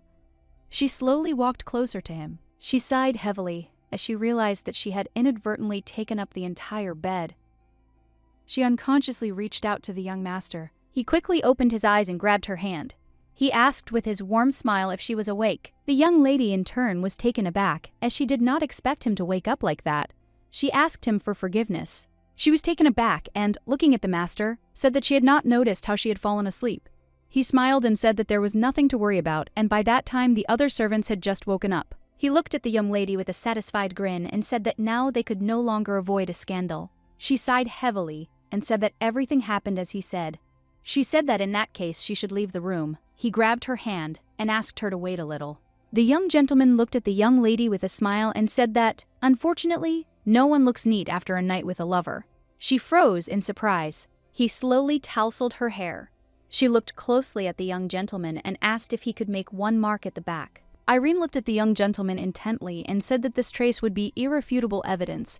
He froze in shock, as he did not expect to hear anything like that. He looked at the young lady in surprise and asked if she was really serious now. She looked intently at the young master and said that this should excite the whole house. He was taken aback and, looking at the young lady, said that she did not want anything like that. She sighed heavily and, thinking, said that this also concerned him. She sighed heavily and said that everyone present could not be fooled by one disheveled appearance, and they needed something more. He sighed heavily and said that sometimes she really did act unexpectedly for him. He looked closely at the young lady and said that it was she who forced him, and he had no reason to refuse. He looked at the young lady with a predatory smile and said that he had no choice but to obey her order. He touched her neck gently and calmly. The young lady, in turn, understood perfectly well that she should not worry. She sighed heavily as she knew it was just a game. Otis looked into his brother's office and said that he heard Archibald was looking for him. Archibald sighed heavily and said that, unfortunately, there had been a commotion in the house since early morning, and there was no one left who was not aware of it. He said that he was really curious about what these rumors were. Archibald looked at his brother with fury and told him to immediately explain to him what was going on. Otis looked at his brother with a mocking smirk and said that he was not sure what was going on. Archibald looked at his brother with fury and asked how he was acting. Otis, in turn, only smiled at his brother. The man looked at him intently and said that he was very disappointed in him. The man said that no matter how much he asked him to leave, he did not leave. He said that taking the 7th district from Veronica was impolite to his elders. The man shouted that Veronica was unpleasantly shocked that she had to miss the meeting. Archibald knew perfectly well that this could show traces of loyalty, but he did not understand why they were so supportive of Veronica. He thought it was most likely because of the illegal stand she ran in the 7th district. Now that he had restored it, his stomach was twisted from the loss of a huge profit. The man was furious and asked how much longer he could undermine the prestige of the elders who were loyal to Nox. He shouted furiously that this was against the organizational hierarchy. He had once been told that where there was great power and hierarchy, there was no room for loyalty. He knew that he must not forget that everything existed for its own benefit. He knew that he could not trust anyone, not even himself. Archibald looked angrily at everyone present and said that, unfortunately for them, his aunt had been doing a poor job with the ledger. He looked at them closely and said that they could let him know if they had any disagreements. He said that if they checked it themselves, their heads would remain on their shoulders. Archibald looked at his brother with fury and said that he was behaving inappropriately. Otis looked at his brother with a sneer and said that even though he was busy at an executive meeting, the rumors had still reached him. Archibald was very angry with his brother for causing a scandal right in their house. Otis told his brothers that they deal with blood every day, and he only gets it because of this rumor. Archibald angrily threw a stack of documents at his brother. He said that he must understand that now is not the time for this. He shouted that because of the talk about his wedding, because his mother threw him out of the secular world, aristocrats are sensitive to rumors and measure everything by them. Otis looked at his brother closely and asked if they really bothered him. He looked hard at Archibald and said that if that was not the case, he believed the cause of the uneasiness was that the young lady was avoiding him. Archibald glared at his brother and told him to be careful with his words. Otis looked at his brother with a predatory smile on his face as he realized he had hit the bullseye. He knew perfectly well that next to his brother he was always second. He said mockingly that such a sharp reaction to a scandal was not like his brother. He enjoyed the fact that this time he was first. Otis looked at his brother closely and said with a smile that no matter what he said, he and she were thinking of going to Rowan's. Archibald looked at his brother with anger and surprise and asked if he was really going there with the young lady. The young gentleman smiled and said that she had already agreed. Archibald glared at his brother but said nothing. A moment later, he said that since the maid could not be taken from the mansion so easily, he would speak to the young lady about it. Otis looked at his brother closely and said with a smile that it was a very sensible idea. He said that his older brother could be anything to her. Archibald looked at his brother closely and said that of course it was like that for partners. He could be too. It was their brotherly promise. They had to hide their passion for the young lady. They shouldn't have shown jealousy, knowing what the end would be if they couldn't hide their desire. As long as they stood behind that precarious line, neither of them would lose her. Archibald looked at his brother with fury, as he could not accept the fact that she had chosen him. He sighed heavily and, looking at his brother, asked if he hadn't said that the young lady's thoughts were already occupied by someone. He said that whatever they thought about her, he did not have time to finish his thought, when suddenly he heard the bright laughter of his brother. He looked at Archibald closely and said that in that case, she would leave their house and lose trust in them. He asked his brother if he really intended to just watch from afar.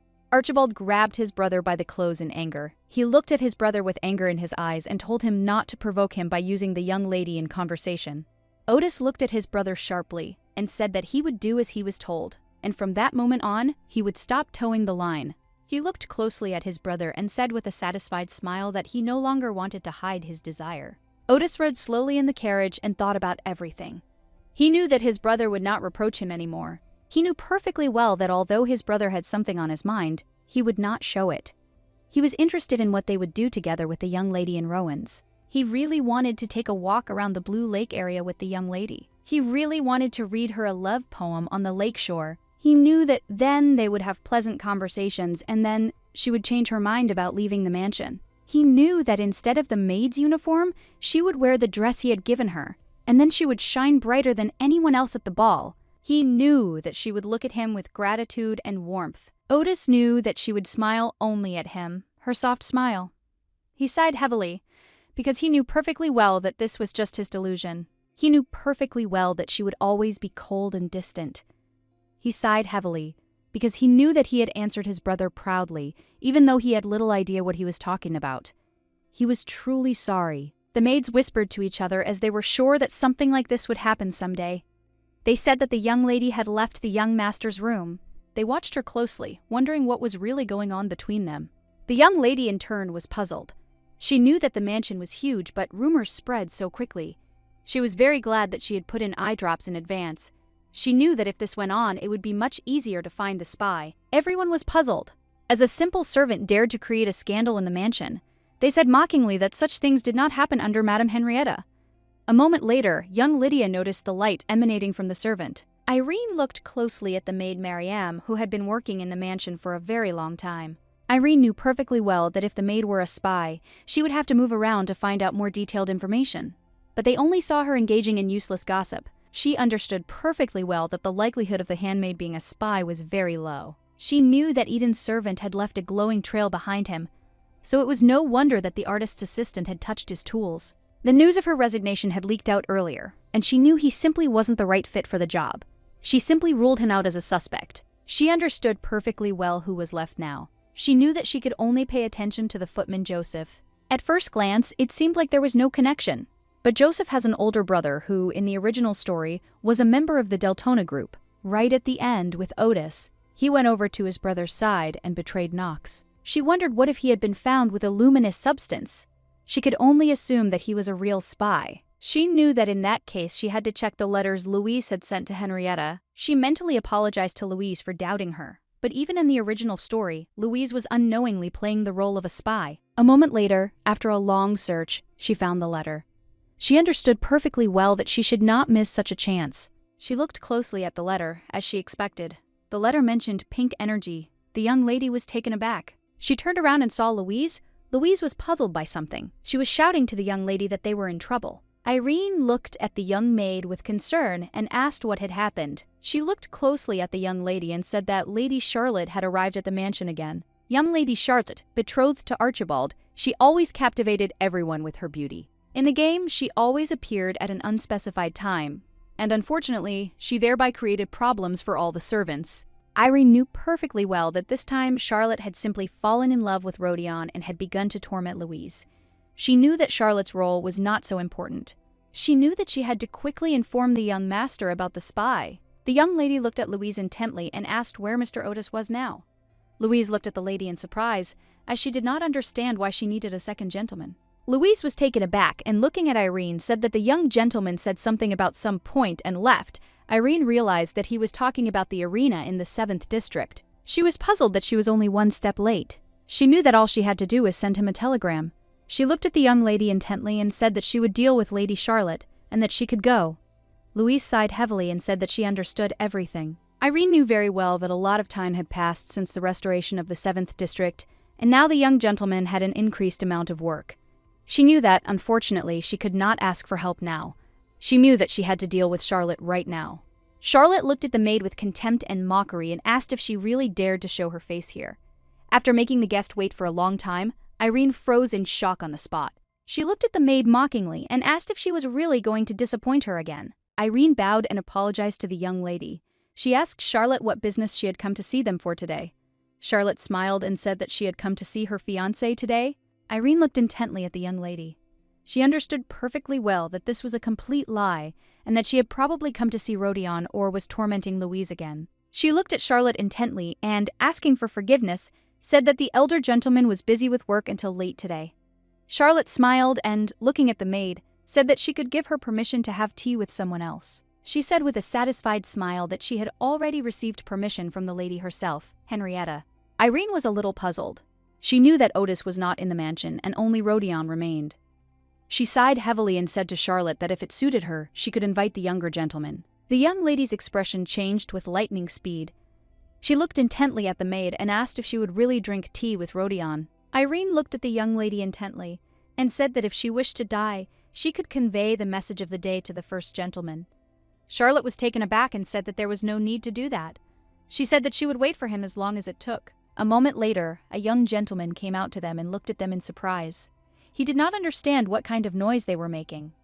Charlotte, in turn, looked at the young gentleman with loving eyes. Irene looked intently at the young gentleman and said that Lady Charlotte invited him to tea. He looked at the maid in surprise and, sighing heavily, said that he couldn't stand tea. A moment later, he was taken aback and said that he couldn't stand thirst, and that was very fortunate. Irene, in turn, looked at the young gentleman with bewilderment. She didn't understand why he was acting so suspiciously. She sighed heavily and said that with their permission, she would take them all to the tea room. The young lady looked after them intently. She was very glad that everything had worked out so well. Irene sighed heavily, as she was glad that the letter to the young master had already been sent.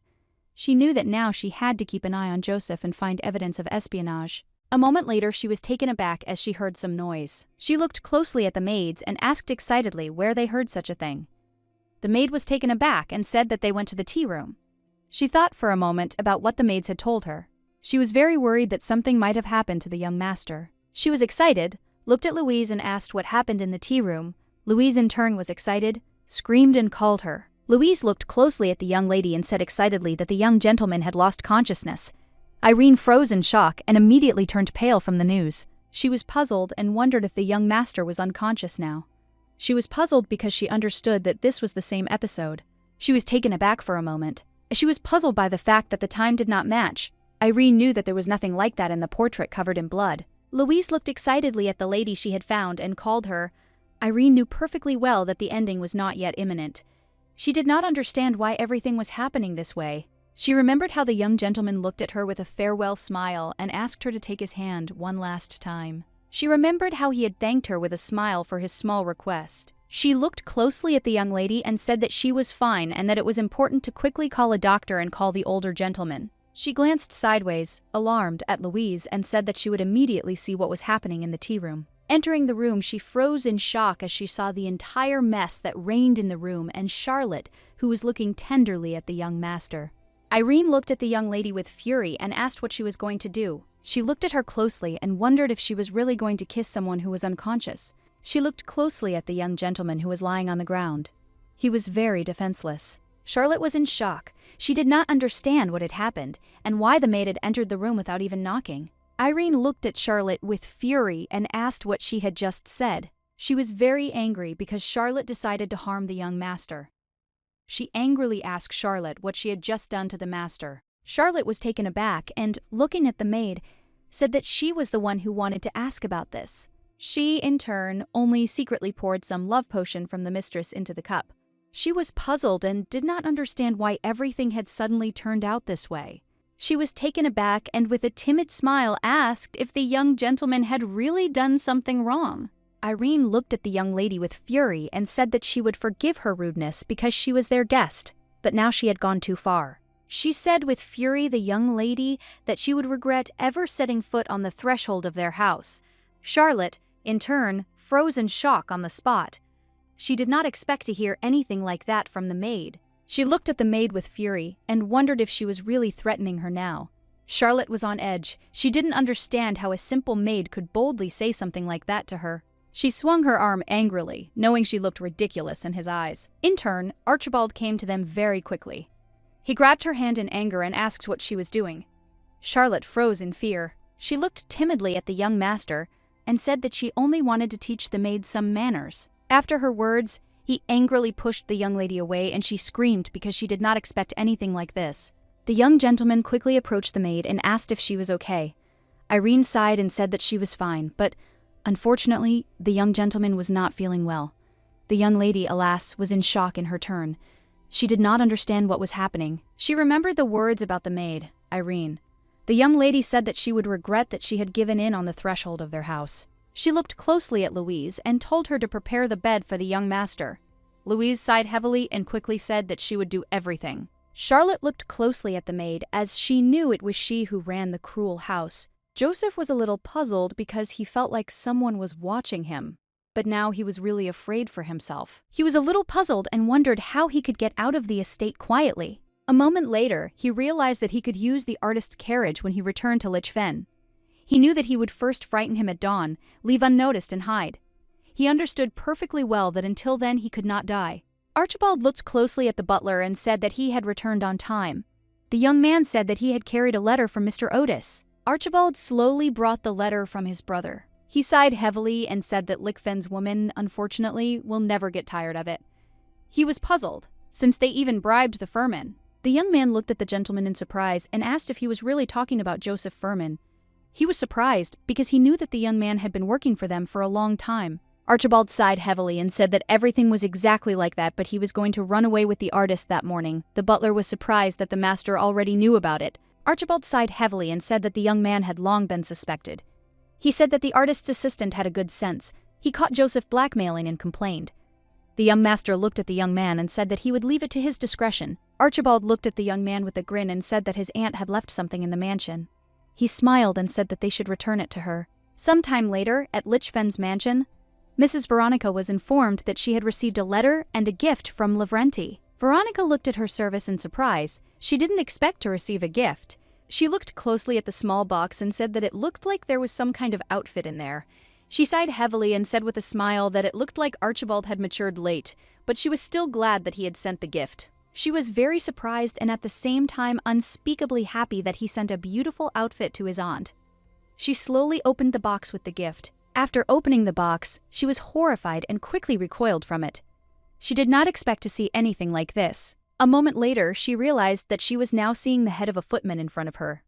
She began to read the letter from your nephew. He wrote to her that, having heard that due to poor health she was unable to attend the meeting of elders, he was sending her something that she had forgotten at their place and hoped that the flowers had arrived safely. He wished her a speedy recovery. Veronica was furious because she realized that he couldn't do anything for her. She was furious because he couldn't cope on his own. She said with fury that it was natural. Henrietta walked slowly into the laboratory and said with a grin that it was always a mess there. She looked at the madam with a grin and told her to order the services and they would quickly clean up everything in the laboratory. Edith looked at Hungary with rage and did not say that if she came to grumble then she could go back to her place. Henrietta sighed heavily with a smile and said, "Madam, that talking is not her strong point." She looked at Henrietta intently and asked what brought her here. Henrietta smiled and said that the madams were simply heartless. Henrietta said she wanted to tell him she was sending Charlotte to the Laurenti house. Edith looked at her intently and said that this time the girl would not return so easily. Henrietta smiled and said that she had brought her from the very beginning for this very purpose. She looked at Madame with fury and said that she was badly hurt. Edith looked at her in surprise and asked why all of a sudden Henrietta smiled and said that it seemed she had given Charlotte the potion without her knowledge. She said that she should not have given the drug to a girl of hollow ambition. Henrietta looked at her sharply and said that this had greatly interfered with her plans. Henrietta said that Charlotte was trying to lure Archibald, and if she succeeded, they would have to save another young lady. Charlotte glared at Madame and told her angrily to be careful. She sighed heavily and said that she would try to do it. Edith sighed heavily and said that she still had a lot of things to do, so she couldn't leave for this. Henrietta looked at Madame intently and asked with a smile if she already knew the news. Edith sighed and told Henrietta that she had frightened her. She asked what she was talking about. Henrietta looked at her closely and asked if she remembered a maid named Irene. She thought for a moment, as she had heard that name somewhere. Henrietta smiled and did not say that this girl, who often played with their children, was also their nanny. Henrietta looked at her intently and said that she heard that she was dating her son. She told the news for a while. A moment later she remembered the girl, for it was her name that was Irenia. She was the only servant whose name she remembered sympathetically. The madam looked closely at her son and called him. He smiled a radiant smile and looked closely at his mother. He quickly ran up to her. He looked at her intently and said with a smile that he had been very obedient today. He told his mother that he was a very kind child. She looked at him closely and asked if there were any other side effects. He smiled and said there were none. She sighed heavily and said that it was very good.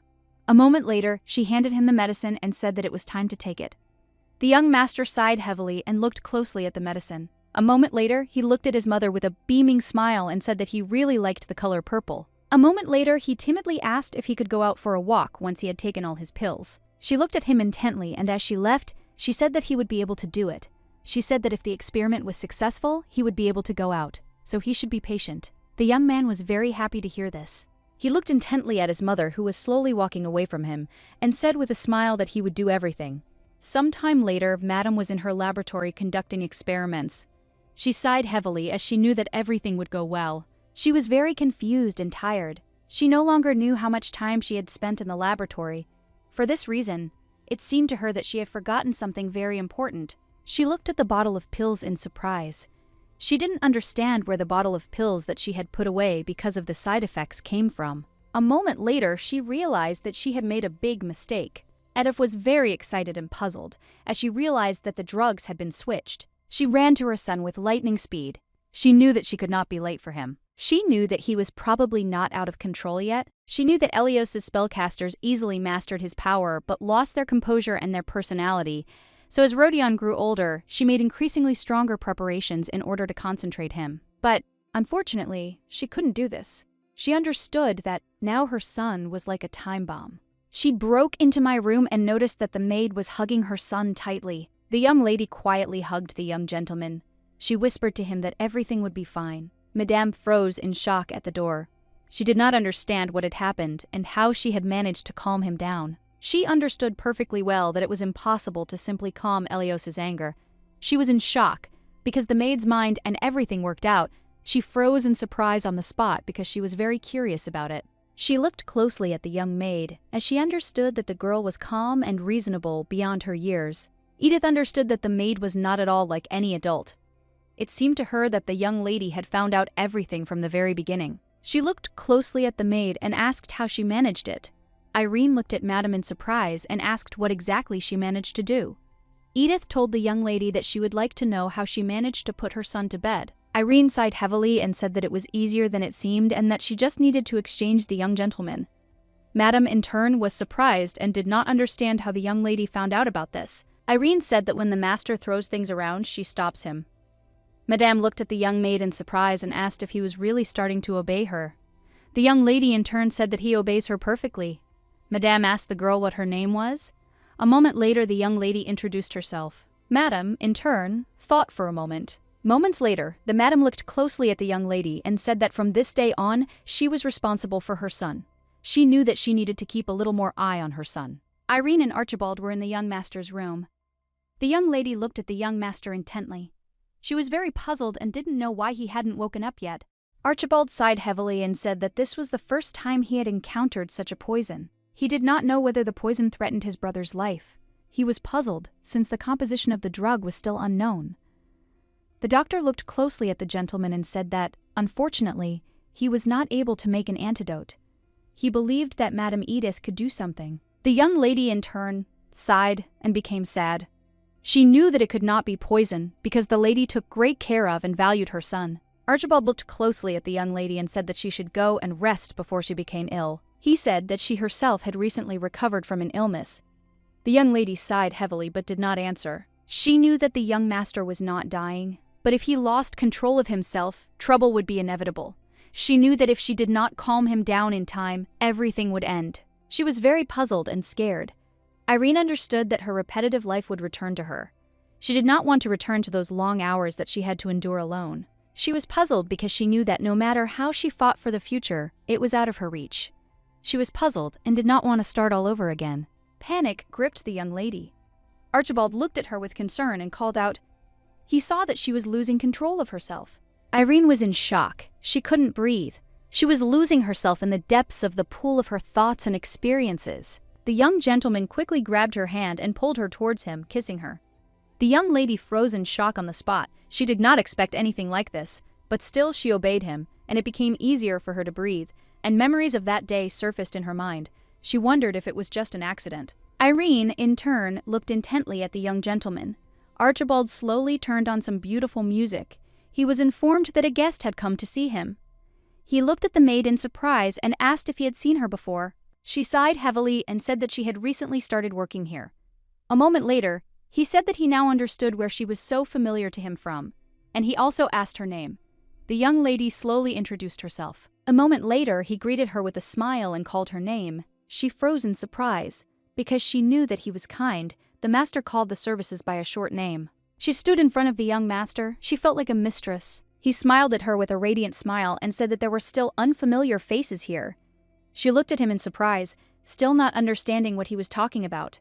The young lady, in turn, was very confused by his words. With the speed of lightning, she ran to the door and, asking for forgiveness, said that she would go. She stood frozen behind the door, embarrassed. She understood that he was a young gentleman, a true heartbreaker. That was the kind of person he was for her, before something sad happened. Louise looked closely at the young lady, a smile on her face. She smiled and told the young lady that today had been a lot of fun. Irene looked at Louise in surprise and asked if it was okay for her to spend her vacation with her. Louise hugged the young lady tenderly and said that of course there was nothing wrong with eating with her, it was very good. A moment later, they stopped at the entrance as it started to rain. Irene told Louise to wait for her here as she would bring an umbrella quickly. Louise was surprised and asked the young lady to wait a little. Louise was a little puzzled, as she knew that the young lady might get wet and catch a cold if she ran so fast in the rain. A moment later, she was taken aback as she heard someone calling her. She turned around and froze in place as she saw young people. They scared her very much. The young lady, in turn, looked intently at what was happening. Unfortunately, she already knew this plot. Louise is kidnapped by bandits, and Archibald, already darkened by the death of his brother, takes advantage of this to punish all the villains. The ending of the love story between Louise and Archibald. She knew that if the plot was true, then she would be able to return to reality very soon. She really hoped for this. In her mind, she asked Louise for forgiveness for this, since she had not at all gone to make the girl suffer. Louise, in turn, screamed and called for the young lady. Louise hastily shouted at the young lady to run quickly, and without looking back, Irene froze in shock when she heard the young lady's words. She was furious because she knew she shouldn't interfere. She knew perfectly well that this was the scenario, but still she couldn't just stand by and watch this. She quickly grabbed the young lady's hand and pulled her away. Louise froze in surprise and called out to her friend. She didn't expect that from her. Irene looked askance at the young lady and told her to follow her and not stick her head out, as it was dangerous. She blocked the young lady with her body and looked at the young men with her fury. In turn, the bandits laughed. The young man looked at his accomplice with a grin and did not ask what they should do now. But a moment later, young Lydia angrily struck the young bandit on the head with an umbrella. He fell to the ground with a crash. He was shocked because he did not expect such a thing. He screamed and swore at the young lady with rage. He shouted at his accomplices not to just stand aside, but to quickly grab her. The young lady was in shock as she realized that there were too many of them. A moment later, the young man grabbed Louise. He pressed her throat with his hands. The young lady in turn screamed and called for Louise. Louise, in turn, was not at a loss in this situation. She quickly bit the man on the hand, and he involuntarily screamed. He did not expect this. He looked at the lady with fury. He shouted that she was very impudent. He did not understand how she dared to bite him with her lightning speed. He pulled out a knife. Irene screamed as she did not expect that he would raise a knife to the lady. Irene quickly shielded the young lady with her body, causing the man to strike her body. Louise was shocked. She didn't expect anything like that. A moment later, the young lady fell to the ground with a crash. Louise quickly rushed to her. She called her, but unfortunately, it was all in vain. Louise was in shock, screaming and calling for the only lady. She looked at her with tears in her eyes and asked her to wake up. A moment later, the young man struck Louise and she lost consciousness. The man was furious as he understood that in appearance they were like ordinary ladies, but unfortunately he had to mess with them. Irene slowly turned over, writhing in pain. She continued to call for Louise, but all her attempts were unsuccessful. With tears in her eyes, she asked Louise for forgiveness for putting her through this. She cried because she understood that she could no longer change anything in this situation. She sat quietly in the rain, writhing in unbearable pain. Archibald slowly approached the young lady and asked why she had acted so recklessly. She looked at the young gentleman in surprise, as she did not expect to see him. She looked at him intently and, writhing in pain, said that Miss Louise had been kidnapped. He sighed heavily and said that he knew she had been kidnapped. He looked at the young lady intently and said that all she had to do was not interfere, but she decided otherwise. She sighed heavily, as she knew that Archibald already knew about everything. He threw away his umbrella and came closer to her. He looked at her with his fury and asked if she saw what her arrogance had led to. He looked at her with fury and told her not to be mistaken, as she could not do anything. Archibald's cold words pierced her heart. Now she realized that she was just a secondary character. He reminded her of the worthlessness of her existence, and this made her even more unhappy. He looked closely at the young lady and asked if she had calmed down now. She was frozen with shock and could not say a word to him. He looked at the young lady closely and asked for forgiveness. He said that he would find it difficult to breathe. She sighed heavily and said that he did not have to apologize. She was puzzled and did not understand at all why he was pressing against her like that. She sighed heavily and said that everything was fine. Otis froze in shock on the spot outside the door. He was puzzled, as he did not expect to see such a thing. At the same time, the young gentleman was lying on the bed and writhing in pain. The young lady, in turn, looked at the gentleman with alarm and called him. A moment later, she looked at him intently and asked if he was awake already. He looked at the young lady with a gentle smile and said that he knew she would be by his side. She looked at him intently and said with a soft smile that everything would be as before. Moments later, she felt that he was very hot. She slowly touched his forehead and realized that he was simply burning and had a fever. Archibald looked closely at his brother and, sighing heavily, said that it seemed he had woken up and that everything was fine. Rodion looked at his brother with fury. He quickly grabbed the young lady and growled and looked at his brother. The young lady froze in place from shock and surprise. Rodion looked at his brother with fury and anger and told him to go away. The young lady, in turn, turned around and froze in bewilderment. She, unfortunately, knew about Rodion in such a state. Excessive suspiciousness of stupidity towards others. Rapid heartbeat. She knew perfectly well that these were all symptoms of Elios's approaching rampage. Archibald looked at the young lady closely and asked if he was thinking the same thing as she. She sighed heavily and said that most likely that was exactly what they were thinking. She was a little surprised as she knew that now everything was different. She knew what must be, because he hugs her, he calms down.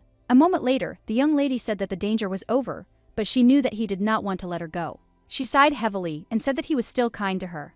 As she left, she said that they would manage.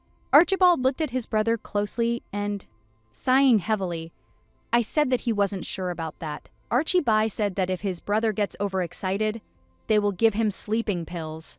Archibald was a little worried, as he realized that it was unclear what had affected his brother so strongly. The young lady, in turn, looked intently at the young gentleman and called him. She asked excitedly whether she should meet Miss Eunice. At the same time, Charlotte was sitting in the dungeon and, bursting into tears, begged for someone to let her out. She screamed that she knew nothing. A moment later, a young lady entered the dungeon and asked if she really repented. Charlotte froze in place in surprise, as she did not expect to see a maid at all. She joyfully ran up to her and asked if she had really come to free her. With a joyful smile, Charlotte said that she had already told the truth about everything. She looked at the maid closely and said that the young master was fine and safe. She asked the maid with a smile if she could go back to her place. Charlotte, with tears in her eyes, asked the maid to let her out. Irene did not want to listen to the young lady's whining at all. She pulled away from her. Charlotte froze in place from shock, as she did not expect such behavior. Irene looked at the young lady with fury and said that the elder gentleman intended to keep her locked up. Charlotte froze in shock on the spot. She did not expect to hear such a thing at all. She screamed furiously that she didn't want this at all, and she didn't like it. She screamed that she didn't like being in the dirty and cramped dungeon. She looked at Charlotte intently and said nothing, but it made her calm down and tone down her ardor. She sighed heavily and told Sharonoff that those who had come to help her. Charlotte looked at the maid in surprise, as she had not expected to hear something like that at all. Charlotte asked if this was really true. Irene looked at her intently and said that everything was exactly like that, and if they could talk normally, then she would soon be released.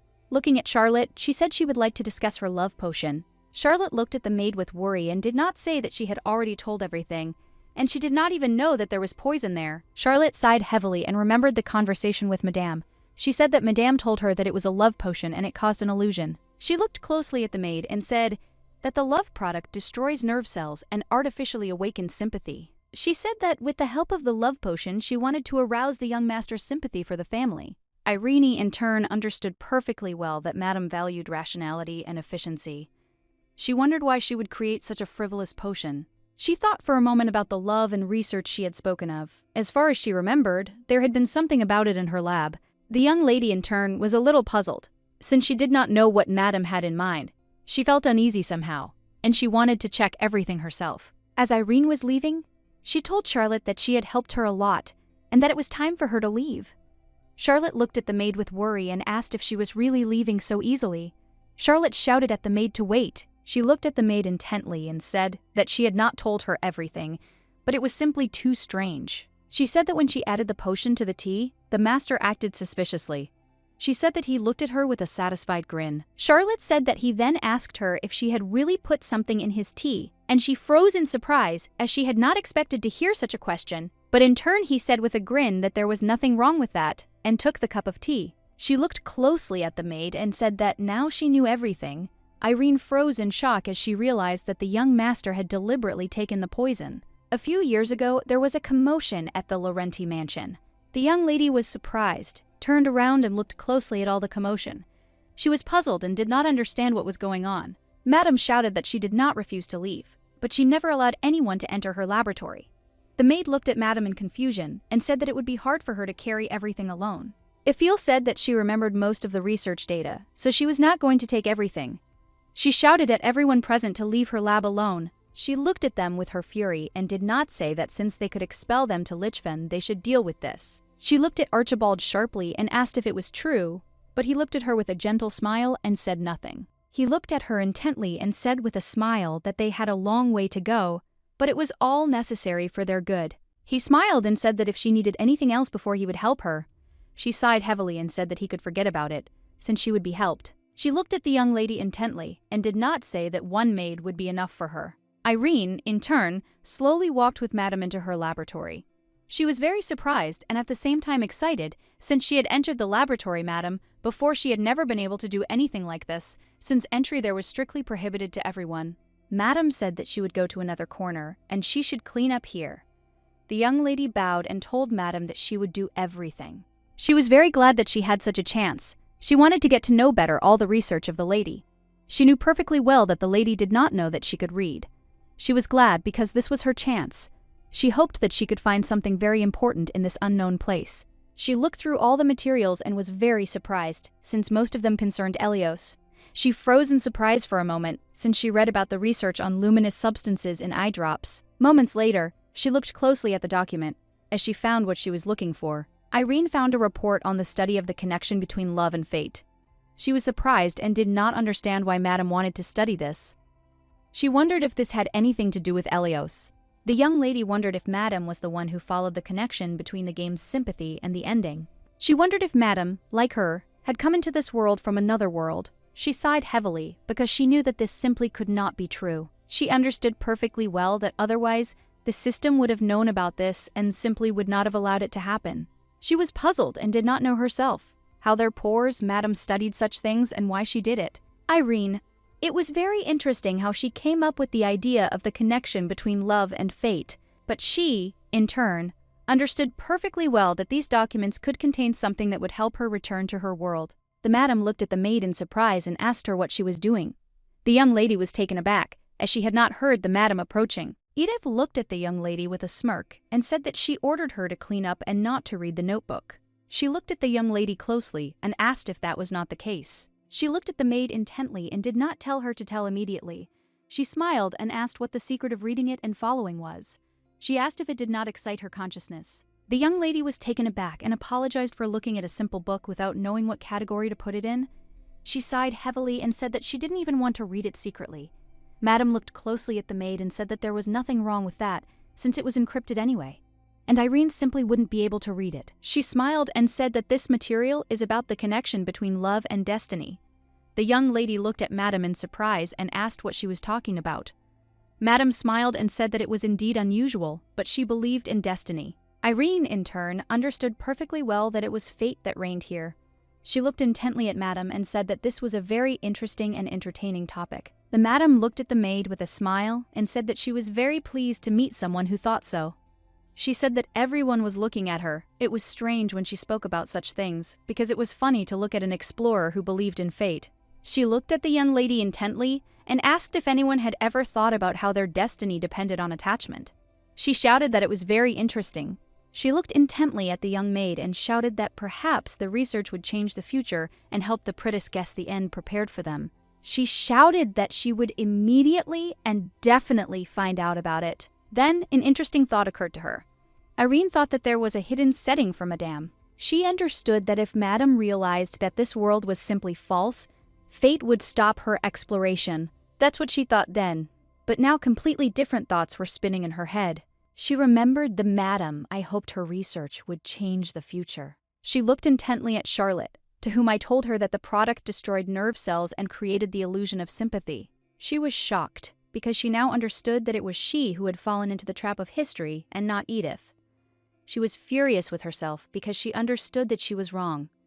She understood that Madame had begun to put her research into practice. She was furious and wondered why she hadn't thought of breaking the game when it would have been so much easier. For a moment, she stood frozen in place, wondering what would happen to the heroes of the story after she managed to break the story itself. She was furious and knew that she needed to meet with Madame first. She knew perfectly well that she would have to find out what Madame was really hiding. She didn't want to leave the estate at all, but she also knew that this needed to be discussed with the young master. She entered the young master's room and froze in place as she saw a very terrible picture. She froze in place in surprise when she saw Archibald, who was very angry, and Otis, whose face was broken. Archibald slowly knocked on his brother's door. Otis, sitting at the table, said that he did not want to talk to anyone now. But Archibald did not listen to his words. He entered the room. Otis, with fury, asked the young man if he would not hear. Archibald looked at his brother intently, and did not say that they needed to talk. He rose up in anger and did not shout that he did not want to do this. Archibald looked at his brother intently and said that he would like to apologize for that incident. The young man looked at his brother with fury. He quickly walked up to Archibald and asked what exactly he wanted to apologize for. The young man angrily asked his brother if he really wanted to apologize for kissing his beloved. He looked at Archibald with anger and asked if he really wanted to apologize for mocking him. Archibald was taken aback and said that before Rodion woke up, the lady began to breathe quickly, and he, in order to calm her down, kissed her. Otis looked at his brother with fury and told him to stop. He shouted that he did not need to justify himself at all, since he knew perfectly well that his brother had a good reason, otherwise he would be just a hypocrite who encroached on his brother's beloved. He said angrily that what made him even more unhappy was that he really didn't have any relationship with Irene. Archibald looked at his brother in surprise and asked what he was talking about. He was surprised because he had heard rumors that were circulating in their mansions. Otis angrily said that the young lady had simply asked him for help. Otis sighed heavily and said that, unfortunately, they had set it all up. He looked at his brother intently and said that he did not have to apologize to him for anything. Archibald was shocked. He did not expect to hear something like that. He approached his brother and said that if she were his lover, he would kill her. He grabbed his brother by the clothes. He was very angry with him. He looked at his brother with fury and said that no matter how much he pretended to be indifferent, his dirty desires were getting the better of him. A moment later, he pushed his brother away and casually said that he was not the only one who had such desires. He told his brother that since he loved her, he too could destroy her. Archibald froze in anger. The young lady, in turn, looked at the young gentleman with bewilderment. She did not expect to see anything like this at all. She moved with lightning speed and came closer to them and asked what was going on. Archibald looked closely at the young lady and said that nothing terrible had happened and she need not worry. Otis looked mockingly at his brother, as he now recognized the head of the family. He said that it seemed that a quarrel with his brother was nothing to worry about. Archibald looked at his brother with fury and did not tell him to shut his mouth immediately. Otis looked at his brother and said with a smirk that if he had been born a little earlier, he would be in his place now. Lichfen had taught him nothing. Otis laughed hysterically and said that it had taught him everything. He asked his brother if he really had enough humanity to console him. The young lady looked at the young gentleman with fury and shouted at them to stop immediately. She looked at them with fury and asked if it was proper for brothers to quarrel like that. She stood between the brothers and said that Rodion had not yet fully recovered. She shouted that they could not behave like this.